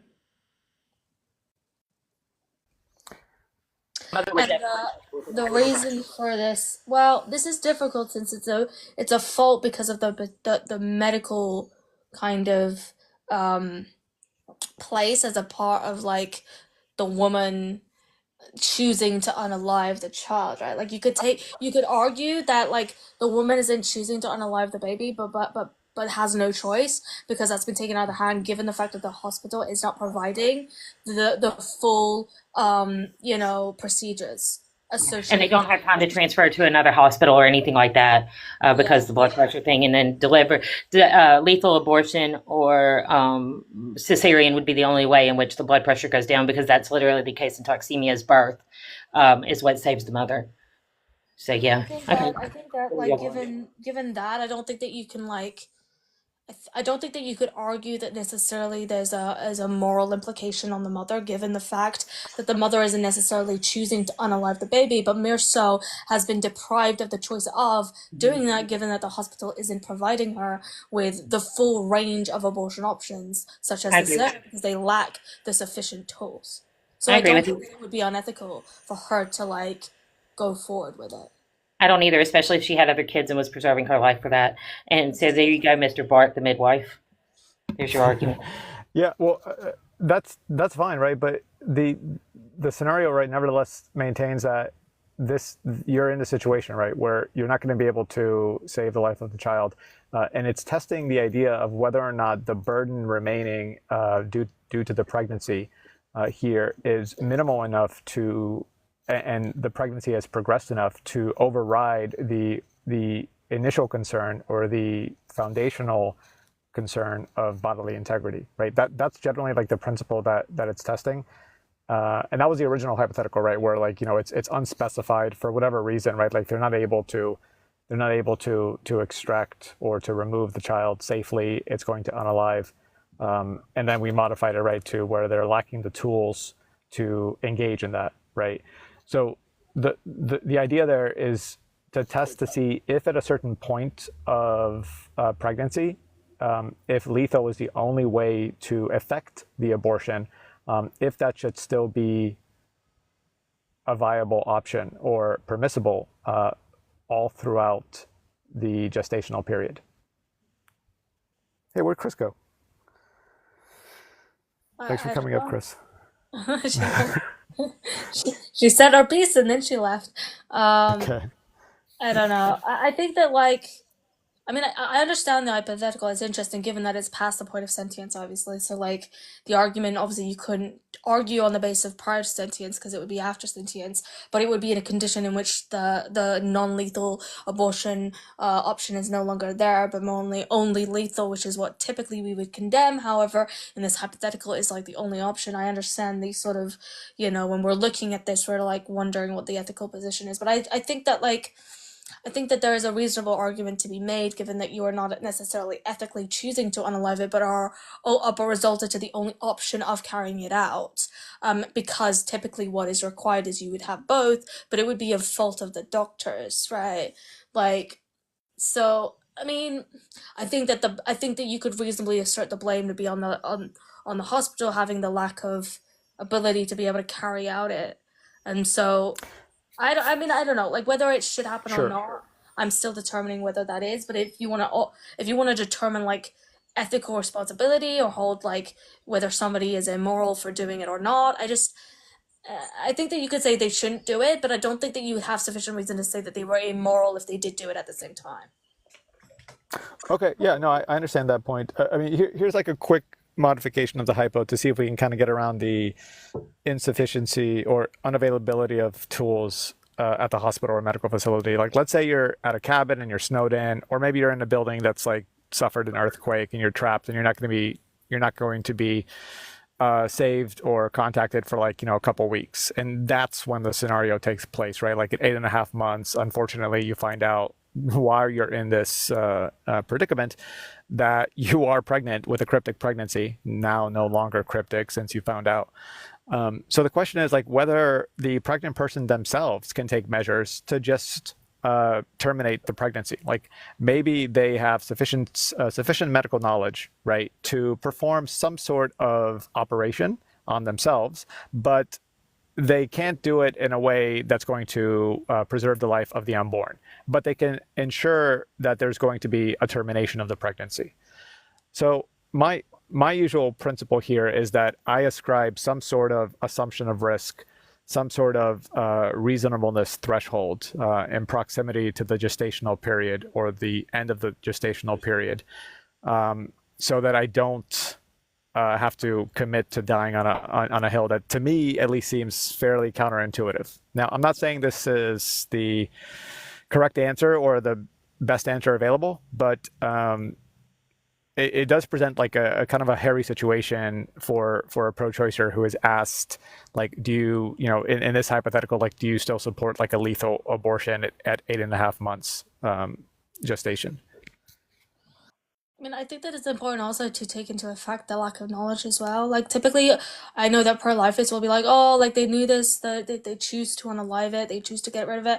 I think, like, being deprived of the knowledge for so many months, I think it could be a good argument in the sense that, like, typically when you find out right from the start, you have a certain period of time in which you can sort of think about the consequences, think about the steps forward before you make a decision as it results to like whether you want to keep the baby or abort it, right? But like if you didn't even know and then it was thrust upon you at the last minute, right? I think that like there could be some grace in terms of like having like a bit of a dilemma and a bit of a like lack of reasoning to know how to proceed forward. I think the lack of knowledge, I think, is an important thing to consider.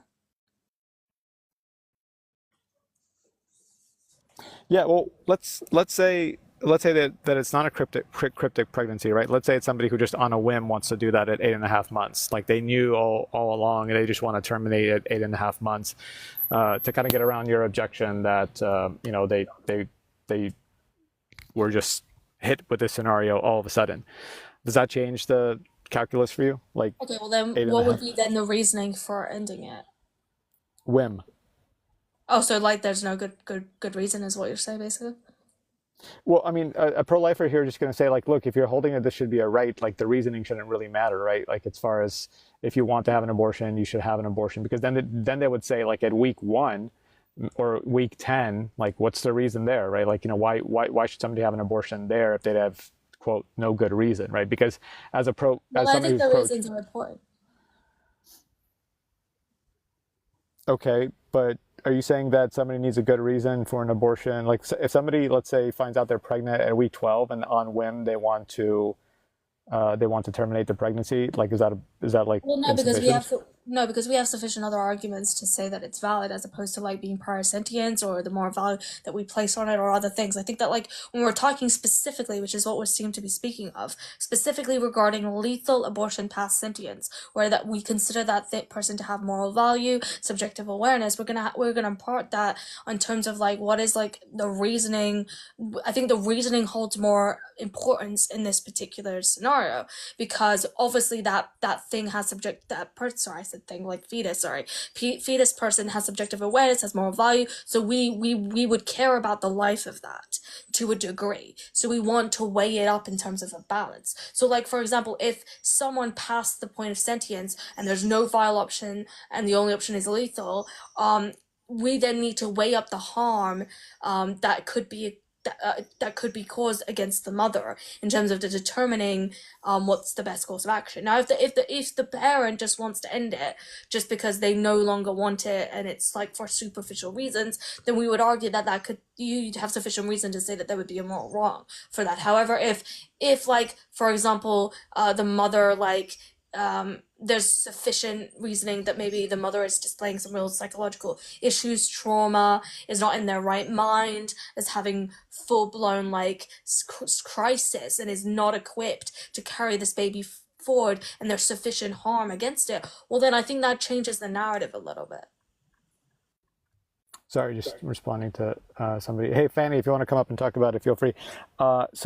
Yeah, no, but then you seem to be supporting my position, right? Where I would say, like, at a certain point during gestation, there is this shift in value, in shift in priorities from the life of the fetus, or sorry, from the. You disagree with that? No, I said I don't disagree with that. I think that's always been my position, which I've argued that it's different past the point of sentience. Yeah, I think we're on the same page there.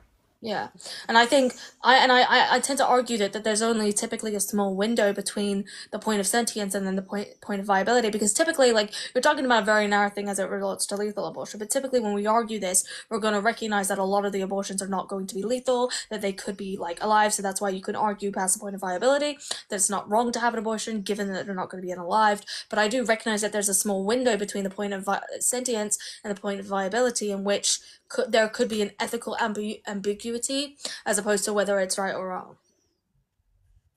Yeah, and for me, that's where there would be other points such as assumption of risk, reasonableness thresholds, proximity to gestational term, things like that would kind of like factor into the entirety of the question and determine what would be the best legal suite or legal position to take in reference to these scenarios throughout the gestational period.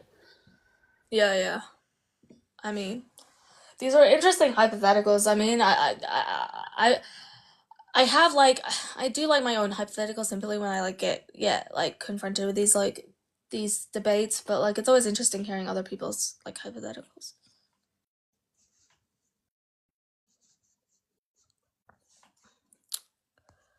I feel like Cage are always so quiet when you come up. I think silence is just as powerful as speech. You know what? You're not wrong with that. You just silently observe and listen. Tell him, Cage. Yeah. That was powerful. Powerful, wise words from Cage over here. I don't know. I'm definitely not wise. Actually, I know I'm not wise. Because every day my wonderful wife reminds me, so.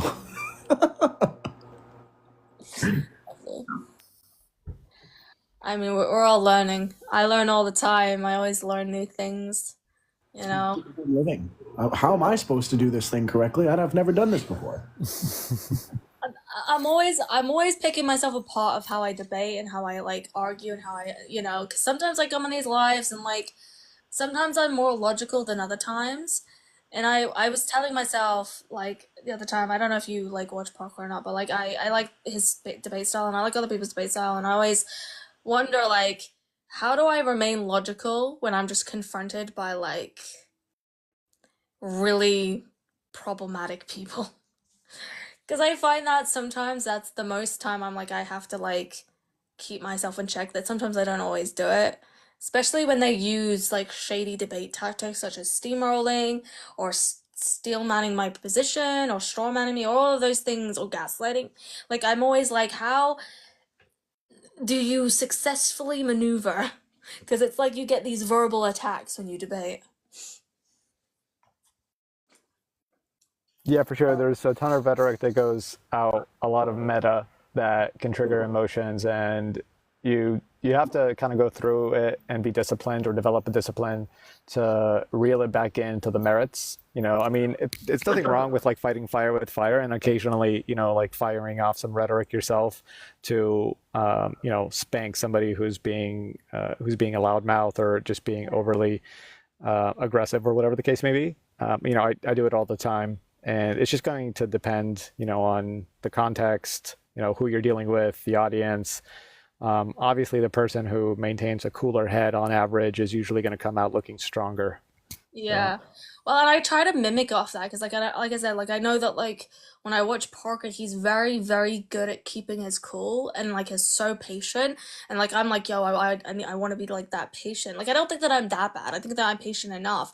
But I like there are definitely some circumstances like where he's speaking to a person where I'm like, yo, if I was in that position, I would have muted him a long time ago. I would have maybe not reacted in as a patient of a way. And then I look inside myself and I'm like, yo, maybe I need to do something about that or try to like learn how to rein in like because like I said, I don't think that I'm an impatient person. Like I think that I could be super patient, but some people can be really like when I'm trying to have a good productive conversation, can be really challenging to kind of have a productive conversation with.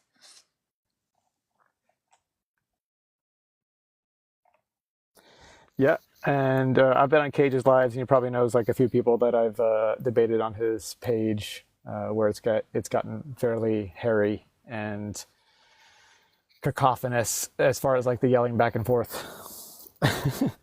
But it's entertaining for a lot of people too to watch that. So Yeah, I've seen a few. What is that word, cacophonous? What does that mean? there's just it just means a hodgepodge of sounds that have no distinct or clear meaning due to their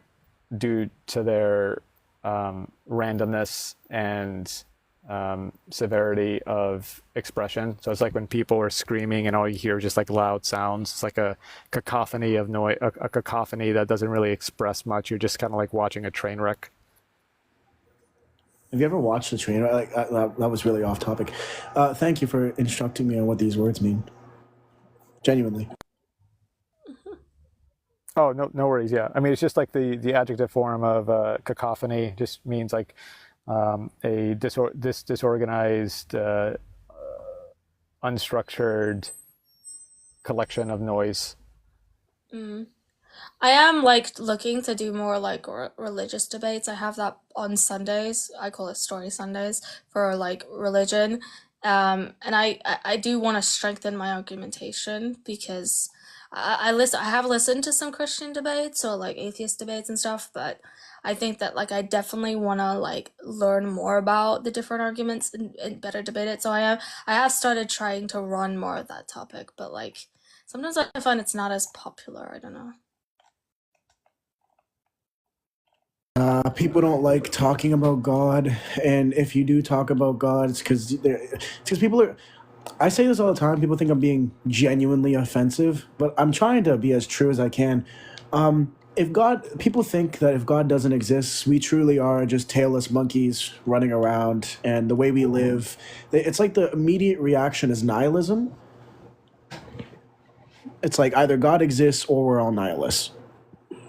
Well, I do have a debate topic that I run as in conjunction with the religion, which isn't specifically targeting Christianity, but more so like just the belief in a religion in itself, because my title is Can Morality Exist Outside of Religion? I think that's a common one or an interesting one to debate on. I do have one on free will and determinism as well, but like I don't think that I'm gonna run that one that much. But I don't have a specific one to like the Christian God. I just like the idea of morality as it pertains to like how we get our morals and how we associate that with religion. Yeah, I like that. That's oftentimes, you're talking about meta ethics earlier. That's something that some religious moral realists will say, well, if you don't believe in God, then you must not be able to say that this thing is bad or that thing is bad because there's no grounding for it. But I really just think that's a terrible position to hold. Yeah.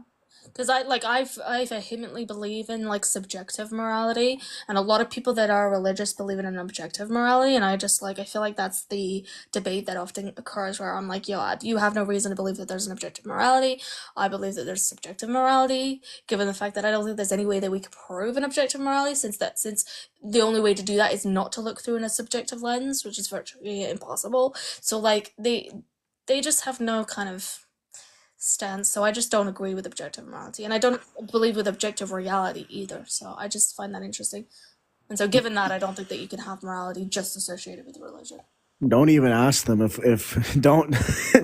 The funny part is I'll have some conversations with realists, religious realists, and these are not all religious realists, but some particular ones that say morality is dependent on God's mind, and they'll almost say that statement verbatim, and I'll say, did you hear what you just said? You just said that morality is dependent on a mind, which is anti-realism.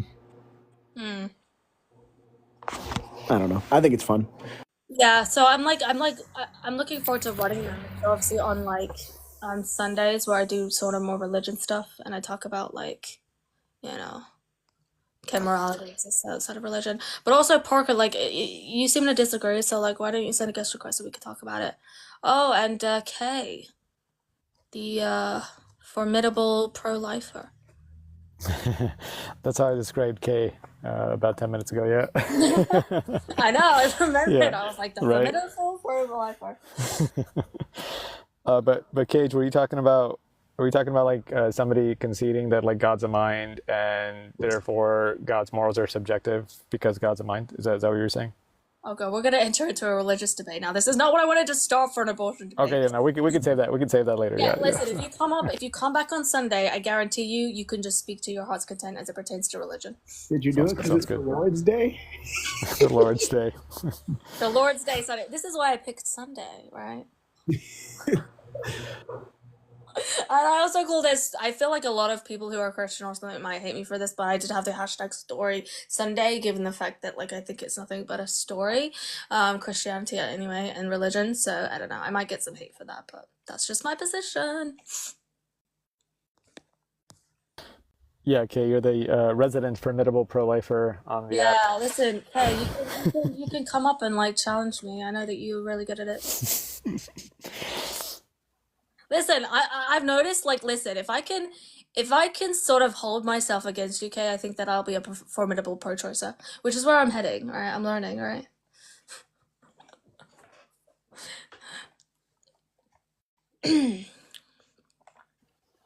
Yeah, and like I said, I think maybe 20 minutes ago, I think one of the strongest objections that I hear from pro-lifers after we get out of the quagmires of hypotheticals and stuff like that, not that those aren't useful. I think they're useful in determining which position seems to be more consistent and stuff like that. But is this charge of vagueness, right? Vagueness in defining the parameters or the scope of bodily integrity, or in some cases, if somebody runs bodily autonomy. Yeah. But then you could always counter with some sort of continuum fallacy, or the hypothetical I gave of holding 18 as the age of consent. It's going to be over and under inclusive, but it doesn't necessarily defeat the substantiation for having that law. All else being taken into account. So. Also, Chris, with that potential debate, I think it's pretty much of a no-brainer which one is worse. And it's not Trudeau.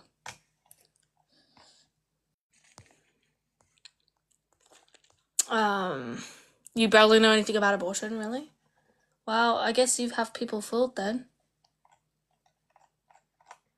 Because they seem to think you do.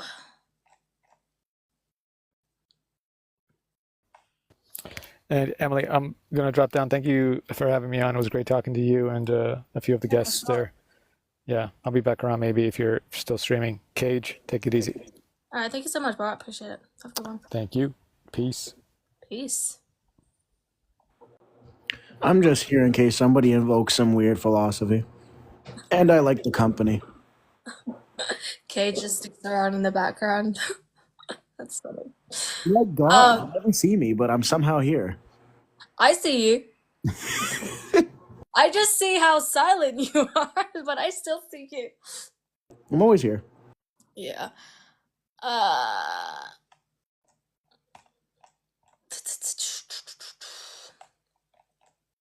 I mean, honestly, only MAGA would be Trudeau's worse. And I'm yeah, well, sure. I don't know. I feel like I don't know if there's any pro-lifers that are even going to come up at this point. If you do want to debate about whether abortion should be banana or not, feel free to send a guest request. I understand talking through it with your partner, but abortion should not be banned at all. Yeah. I agree. I agree.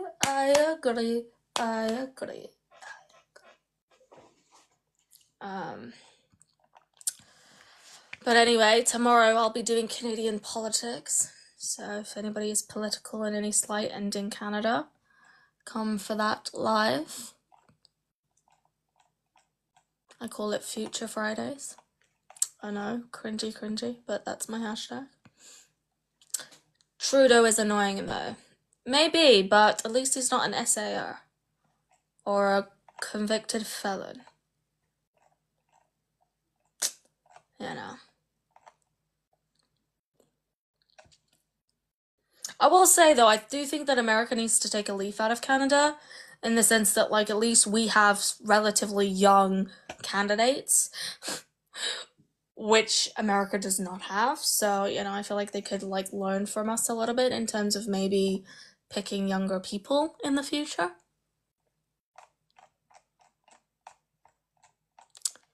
You know? Might be like wise for them to do it. The two-party system is also, yeah, the two-party. But I feel like Canada is kind of two-party in the sense that like there's no.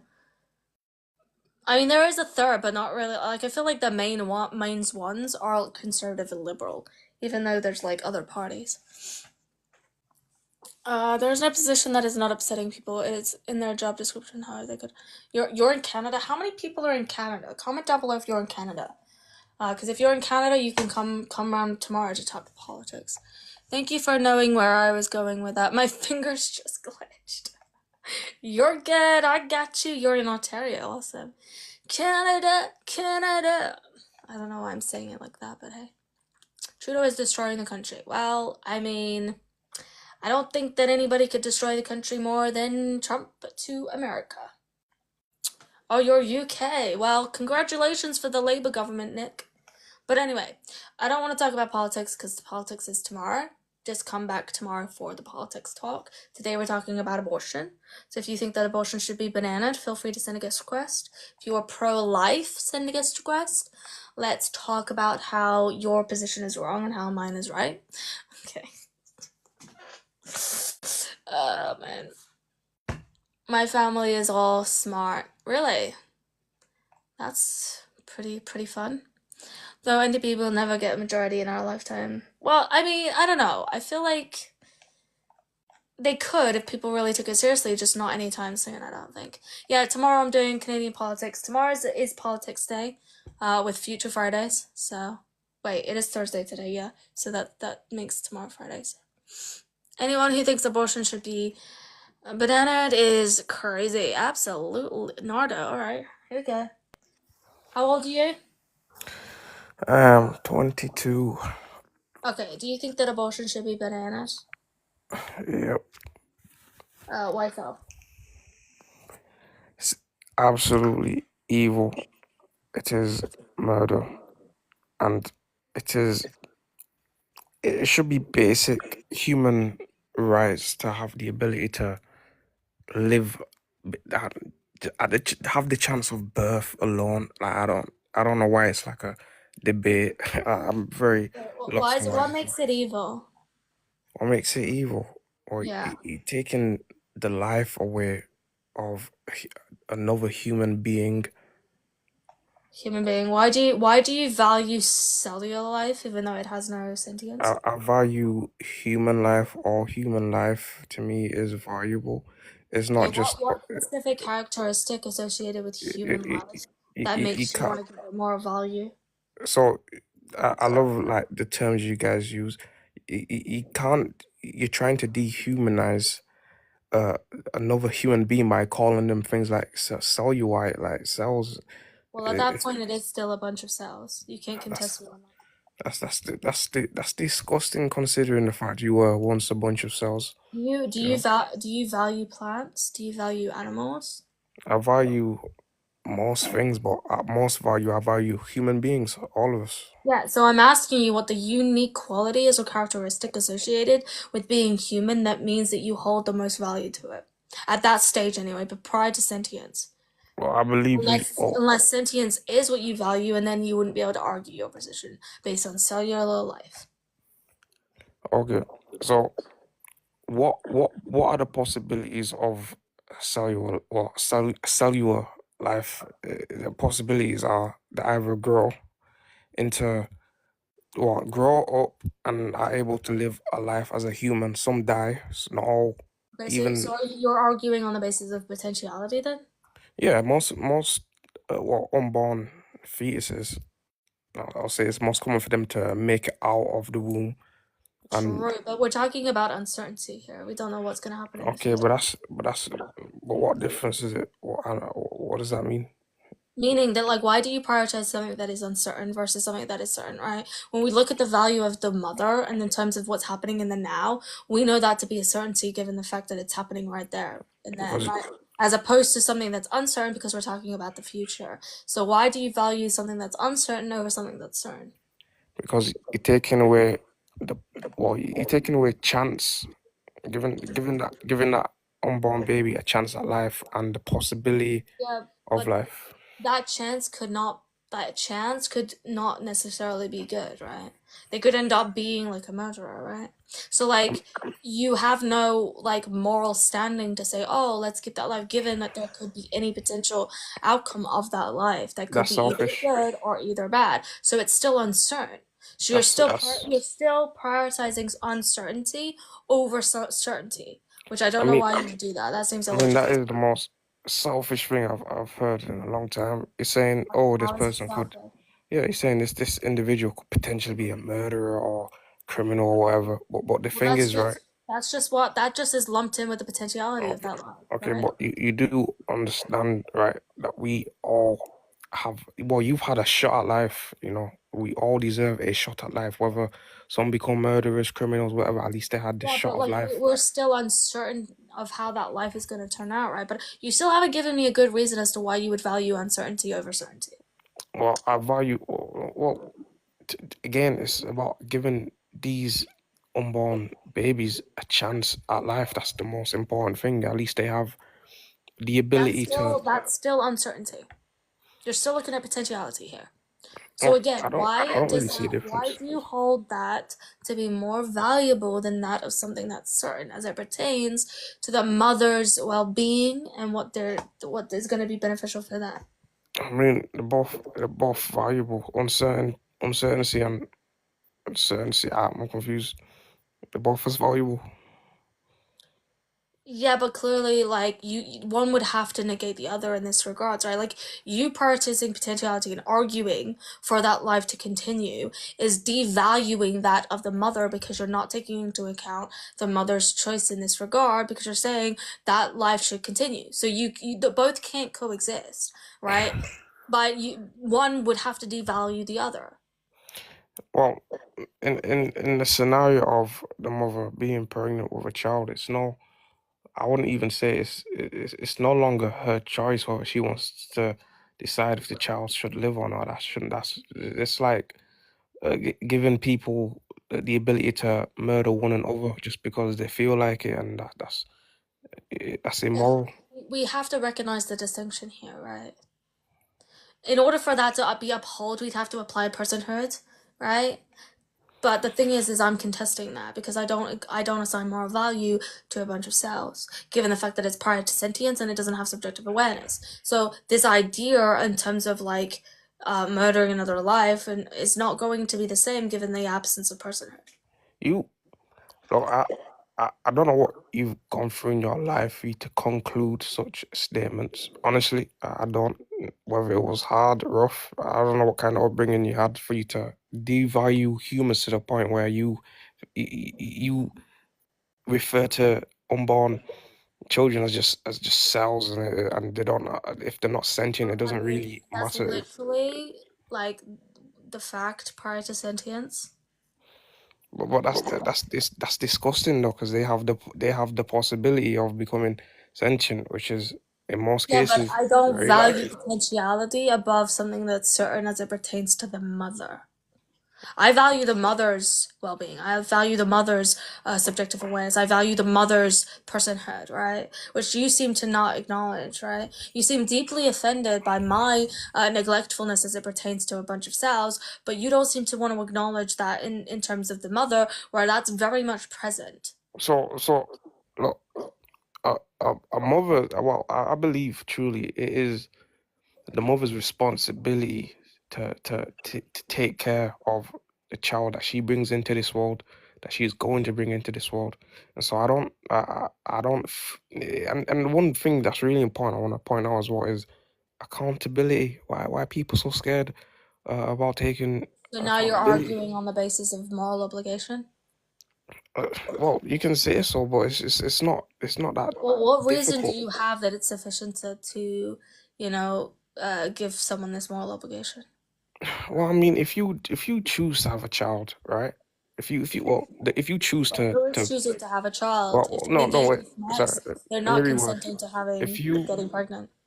if you initiate in the act of intimacy, right, knowing full well there is the possibility of a child coming out of this, then don't put yourself in that predicament if you're not willing to go through the process of having a child. It's that simple. If you're ready to have a child, most likely I would Do you think conclude. that people that cross the road consent to being hit by a car? Say again? Do you think that people that cross the road consent to being hit by a car? No, what's your point? No. Okay, so then if you don't think that someone consents to being hit by a car when they cross the road, why in this circumstances as it pertains to moral obligation, are you saying that a mother that engages in sexual activity is consenting to getting pregnant? Yeah, I would say so, certainly. She knows the risks. Yeah, but I'm telling you what the distinction here. Why do you not uphold that in terms of the person crossing the road being hit by a car, but you do when it pertains to someone engaging in sex and getting pregnant? Right. Because a person getting hit by a car, right? If that just happens at random, right? That has nothing to do with them at all. If a mother, in comparison to someone engaging in sexual acts, right? They are fully consensual and they have full acknowledgement in what they are doing and what that will lead to. So there's a clear distinction there. That's a terrible analogy. No, it's not. It's not a terrible, and I'll tell you why. And it's actually a pretty good idea. It's pretty clever. Hi, how are you doing? I don't. Anyways, sorry, go on. Well, I've been here the whole time. I just didn't address you. But hello. Yeah, it was a bit random, but sorry, go ahead. So, when you say random, I think, do you mean it's so unreasonable to think that you would be hit by a car just by walking down the street at happenstance? No. She was just giving a case where someone has been run over by a car unconsensually, not like anyone consents to being hit by a car. It's random. Anyone who gets hit by a car, in most cases, it is random, and they're in a state of unpreparedness. Then they're not aware they're going to be hit by a car. Okay, I was here for it. So Emily was saying, and not to fucking mansplain, but here we go. If somebody chooses to cross the road, not at an intersection, right? This just happens at happenstance. Let's say they choose to do this knowing the risks of doing so. A potential risk is being hit by a car. Another risk might be, there might be plenty of risks that are entailed. Similarly, when somebody chooses to engage in intimacy with somebody else, they do so, hopefully, full well knowing the risks of these actions, right? If you're on, say, protection, for example, in intimacy, there's up to a 99% chance that you're not going to be impregnated, right? Similarly, there's probably such an unreasonable chance that you're going to be smacked by a car just at happenstance walking across the road. But in this scenario, you wouldn't hold the person crossing the road culpable for their decision, which had entailed risks, but you do so in the act of SMEX, which is a bit odd there. I don't see any sort of principle distinction. So, I mean, at least you did a better job than her with the analogy. You gave an example where someone is crossing the road, but they are crossing, let's say, without traffic lights. They just decided to cross the road, no way in at the intersection at all. And that's a better analogy, to be frank. Also, Um, Steve, stop spamming. but I'm confused. What was your point being? Well, the point was you wouldn't hold the individual crossing the road sort of as they consented to getting hit by a car just because they chose to partake in a behavior or action that which had entailed risks, admittedly are so minute. Similarly, or sorry, to contrast, you would hold the person engaging in SMECS as they did consent to pregnancy, which is a entailed risk of SMECS, even though it's admittedly minute. So if someone decides to cross the road without waiting at the intersection, right? The person who would be held responsible in most cases is the person who decided to cross the road without waiting at the intersection, right? So it's still a bad analogy in a sense in comparison to two people consenting sexual intercourse and the woman becoming pregnant from the intercourse. Well, legally they might be, but that's not, we're just talking about like morality, and because you said it was evil, and principally there is no difference between these two scenarios. Person A is partaking in behavior There's a B. difference. Again, Can you elucidate the difference to me? Because so far the only difference I'm seeing might be some legal sense, but that's not what we're talking about. the difference is the driver is not in the wrong in comparison to the mother, well, not even the mother, the female and male engaging in intercourse. They both are consensual to the intercourse. Yes, so is this individual consenting to cross the road at an impasse. Yeah, but the driver is not like the driver consented to hitting the other person. If Just like the fetus isn't consenting to being brought to life. There's really no principal distinction here, man. Like, if you're gonna, this is the problem with sort of the basis of your responsibility objection, which is, I'm just gonna give you that nominal title. I understand you might not be familiar, or you may be, I don't know. That's the problem, is when I give you a scenario that is, in principle, analogous, you must denounce both or denounce none of them. Right. Let's use common sense here. No one on planet Earth has consented to being brought to life. I'm pretty sure most individuals would appreciate the fact they had a shot at life. They had the Wait, chance how to can you make that experience. assumption? Well, Like, the point that we're trying to draw is like if you realize that no one consented, how do you know they want to be alive? all right. I'm saying no one in history has consented to being born. We just spawned. Yeah, so you're assuming your position is entirely based on this assumption that that people want to be born, and that is, I think, not a reasonable position to hold. Because if they didn't consent, you have no way of knowing if they actually wanted to be born in the first place. It's not really an assumption to assume that anyone consented to being born. No, I'm sure that you don't know for sure if they want to be born. This is why prior to sentience is important, right? Because they don't have the subjective awareness to know what the hell's going on, and you are just assuming it for them. How do you know they want to be alive? Well, as I said, I was just talking about every person on planet Earth, not just spawning in. That's and a not very having... overgeneralization that you have no evidence to back up. So it's okay. So there's no evidence supporting that people just spawn onto this Earth and not consent to being born. Yeah, you're assuming that every child wants to be born, and that's an No. So again, listen to what I've said. I said that every single person on this planet did not consent to being born. We all just spawned here. We didn't ask our mother, "Oh, hey, do you want to bring me into this Earth?" No, we just spawned. Yeah. But your entire argument is on the premise that like people want to be born, right?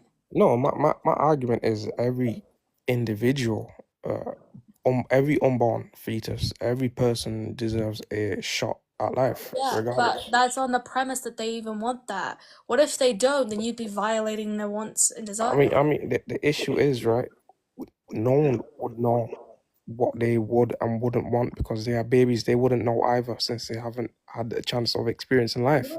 I But mean, once they've, because you don't know, that means that you don't have sufficient evidence in order to make this assumption. well, I mean, You that's on. can't you can't firmly say, well, they deserve to have the right to live. Well, deserve, I mean, doesn't is not necessarily then a positive thing if like what they want is to not be alive, and then you're giving them kind of like a negative deserving thing, a negative thing, given that like they may not want to be born, and now you're forcing them to exist. That's like Okay, violating what they want. but the thing is, right, at the least, if they've been allowed to have a shot at life, at a certain point, they could conclude whether, well, after experiencing life and, well, I say reaching an age of, what's the word I'm looking for here? Gaining consciousness, essentially. Then at least then we would know what the answer would be. But But then for you're now, not we really don't know. doing it for then like the fetus either then because you're like assuming that they want it, right? When they may not. I'm not. So I'm not then assuming. I'm not this may not be assuming. you even validating the fetuses, which is what your position is claiming to No, do. I'm not assuming that they would want to be brought into Well, this then world. why are No, you because advocating and arguing so heavily for them to continue to be alive, right? If like you don't know if they want that or not. well, again, my argument is just simply everyone deserves a shot at life. That's all. That's literally it. That's all. I Yeah, but don't. some may not want it that though. So you're assuming that everybody, you see, that position only How would applies if how would everybody you wants know? to Wait, hold live. on. You're How saying would that you know? everybody deserves a shot, right? As if that's a good thing. But that could But be a bad thing for people that don't want to be born, right? but how do Who you may know not want people? that. But how do you know there's unborn fetuses that don't want to be born? I'm confused. And how do you know that they do? I don't. I already announced I No, don't. So I let's don't see know that how they it don't goes. want it as much as you don't know that they do. And the Okay, fact that so we don't know means that we're assuming. And this assumption that we're placing kind of is a bit ill-founded. okay, but the thing is, if we both don't know, and essentially no one knows what they would want, Yeah. right? Then at And the then that comes least, back to my argument of but uncertainty. the You're only prioritizing uncertainty and potentiality over certainty, which is what we know of the mother. but But what's you the haven't only given me good okay reason as to why that is better, and you okay place but more the value. question is how would we know whether they want to live or prefer not to be born? How would we know? You don't. So then, No, but how would we know? therefore, because you don't know and you will never know, you should then prioritize the mother who we Okay, do know. That's why so her opinion and her value should trump that of the potential life, so you because just we said do know for certain what the mother wants. but you just said that we will never know, but I'm pretty Yeah. sure there is a number of people who have reached a certain age where they've been able to conclude for themselves, you know what, I would have preferred to have not been born. So that's I'd say I'd Yeah, but correct you on that we're not statement. ever gonna know, right? We're only gonna assume. We're gonna speak on behalf of No, the future life, no, right? because eventually we Like we don't know what they would want, what they would have wanted. but, We have no way of knowing that. But what we do know is we do know for certain what the mother wants. but So eventually we therefore, would, we should prioritize a certain want over an uncertain desire. but This is what we're eventually talking about. We're looking at uncertainty over certainty. yes, but eventually we would know. That's this is my argument. If we You know what? I can't, kid. You can take over. like I don't really get your point. If we give all these unborn fetuses, right, a shot at life, and they reach a stage in their life where they're able to conclude whether whether they would prefer to have not been born or be born, then at that point we would know. And Yeah, but at the why is least getting a then, shot at life good? Like, why is that a good thing? Why is that something we ought to do?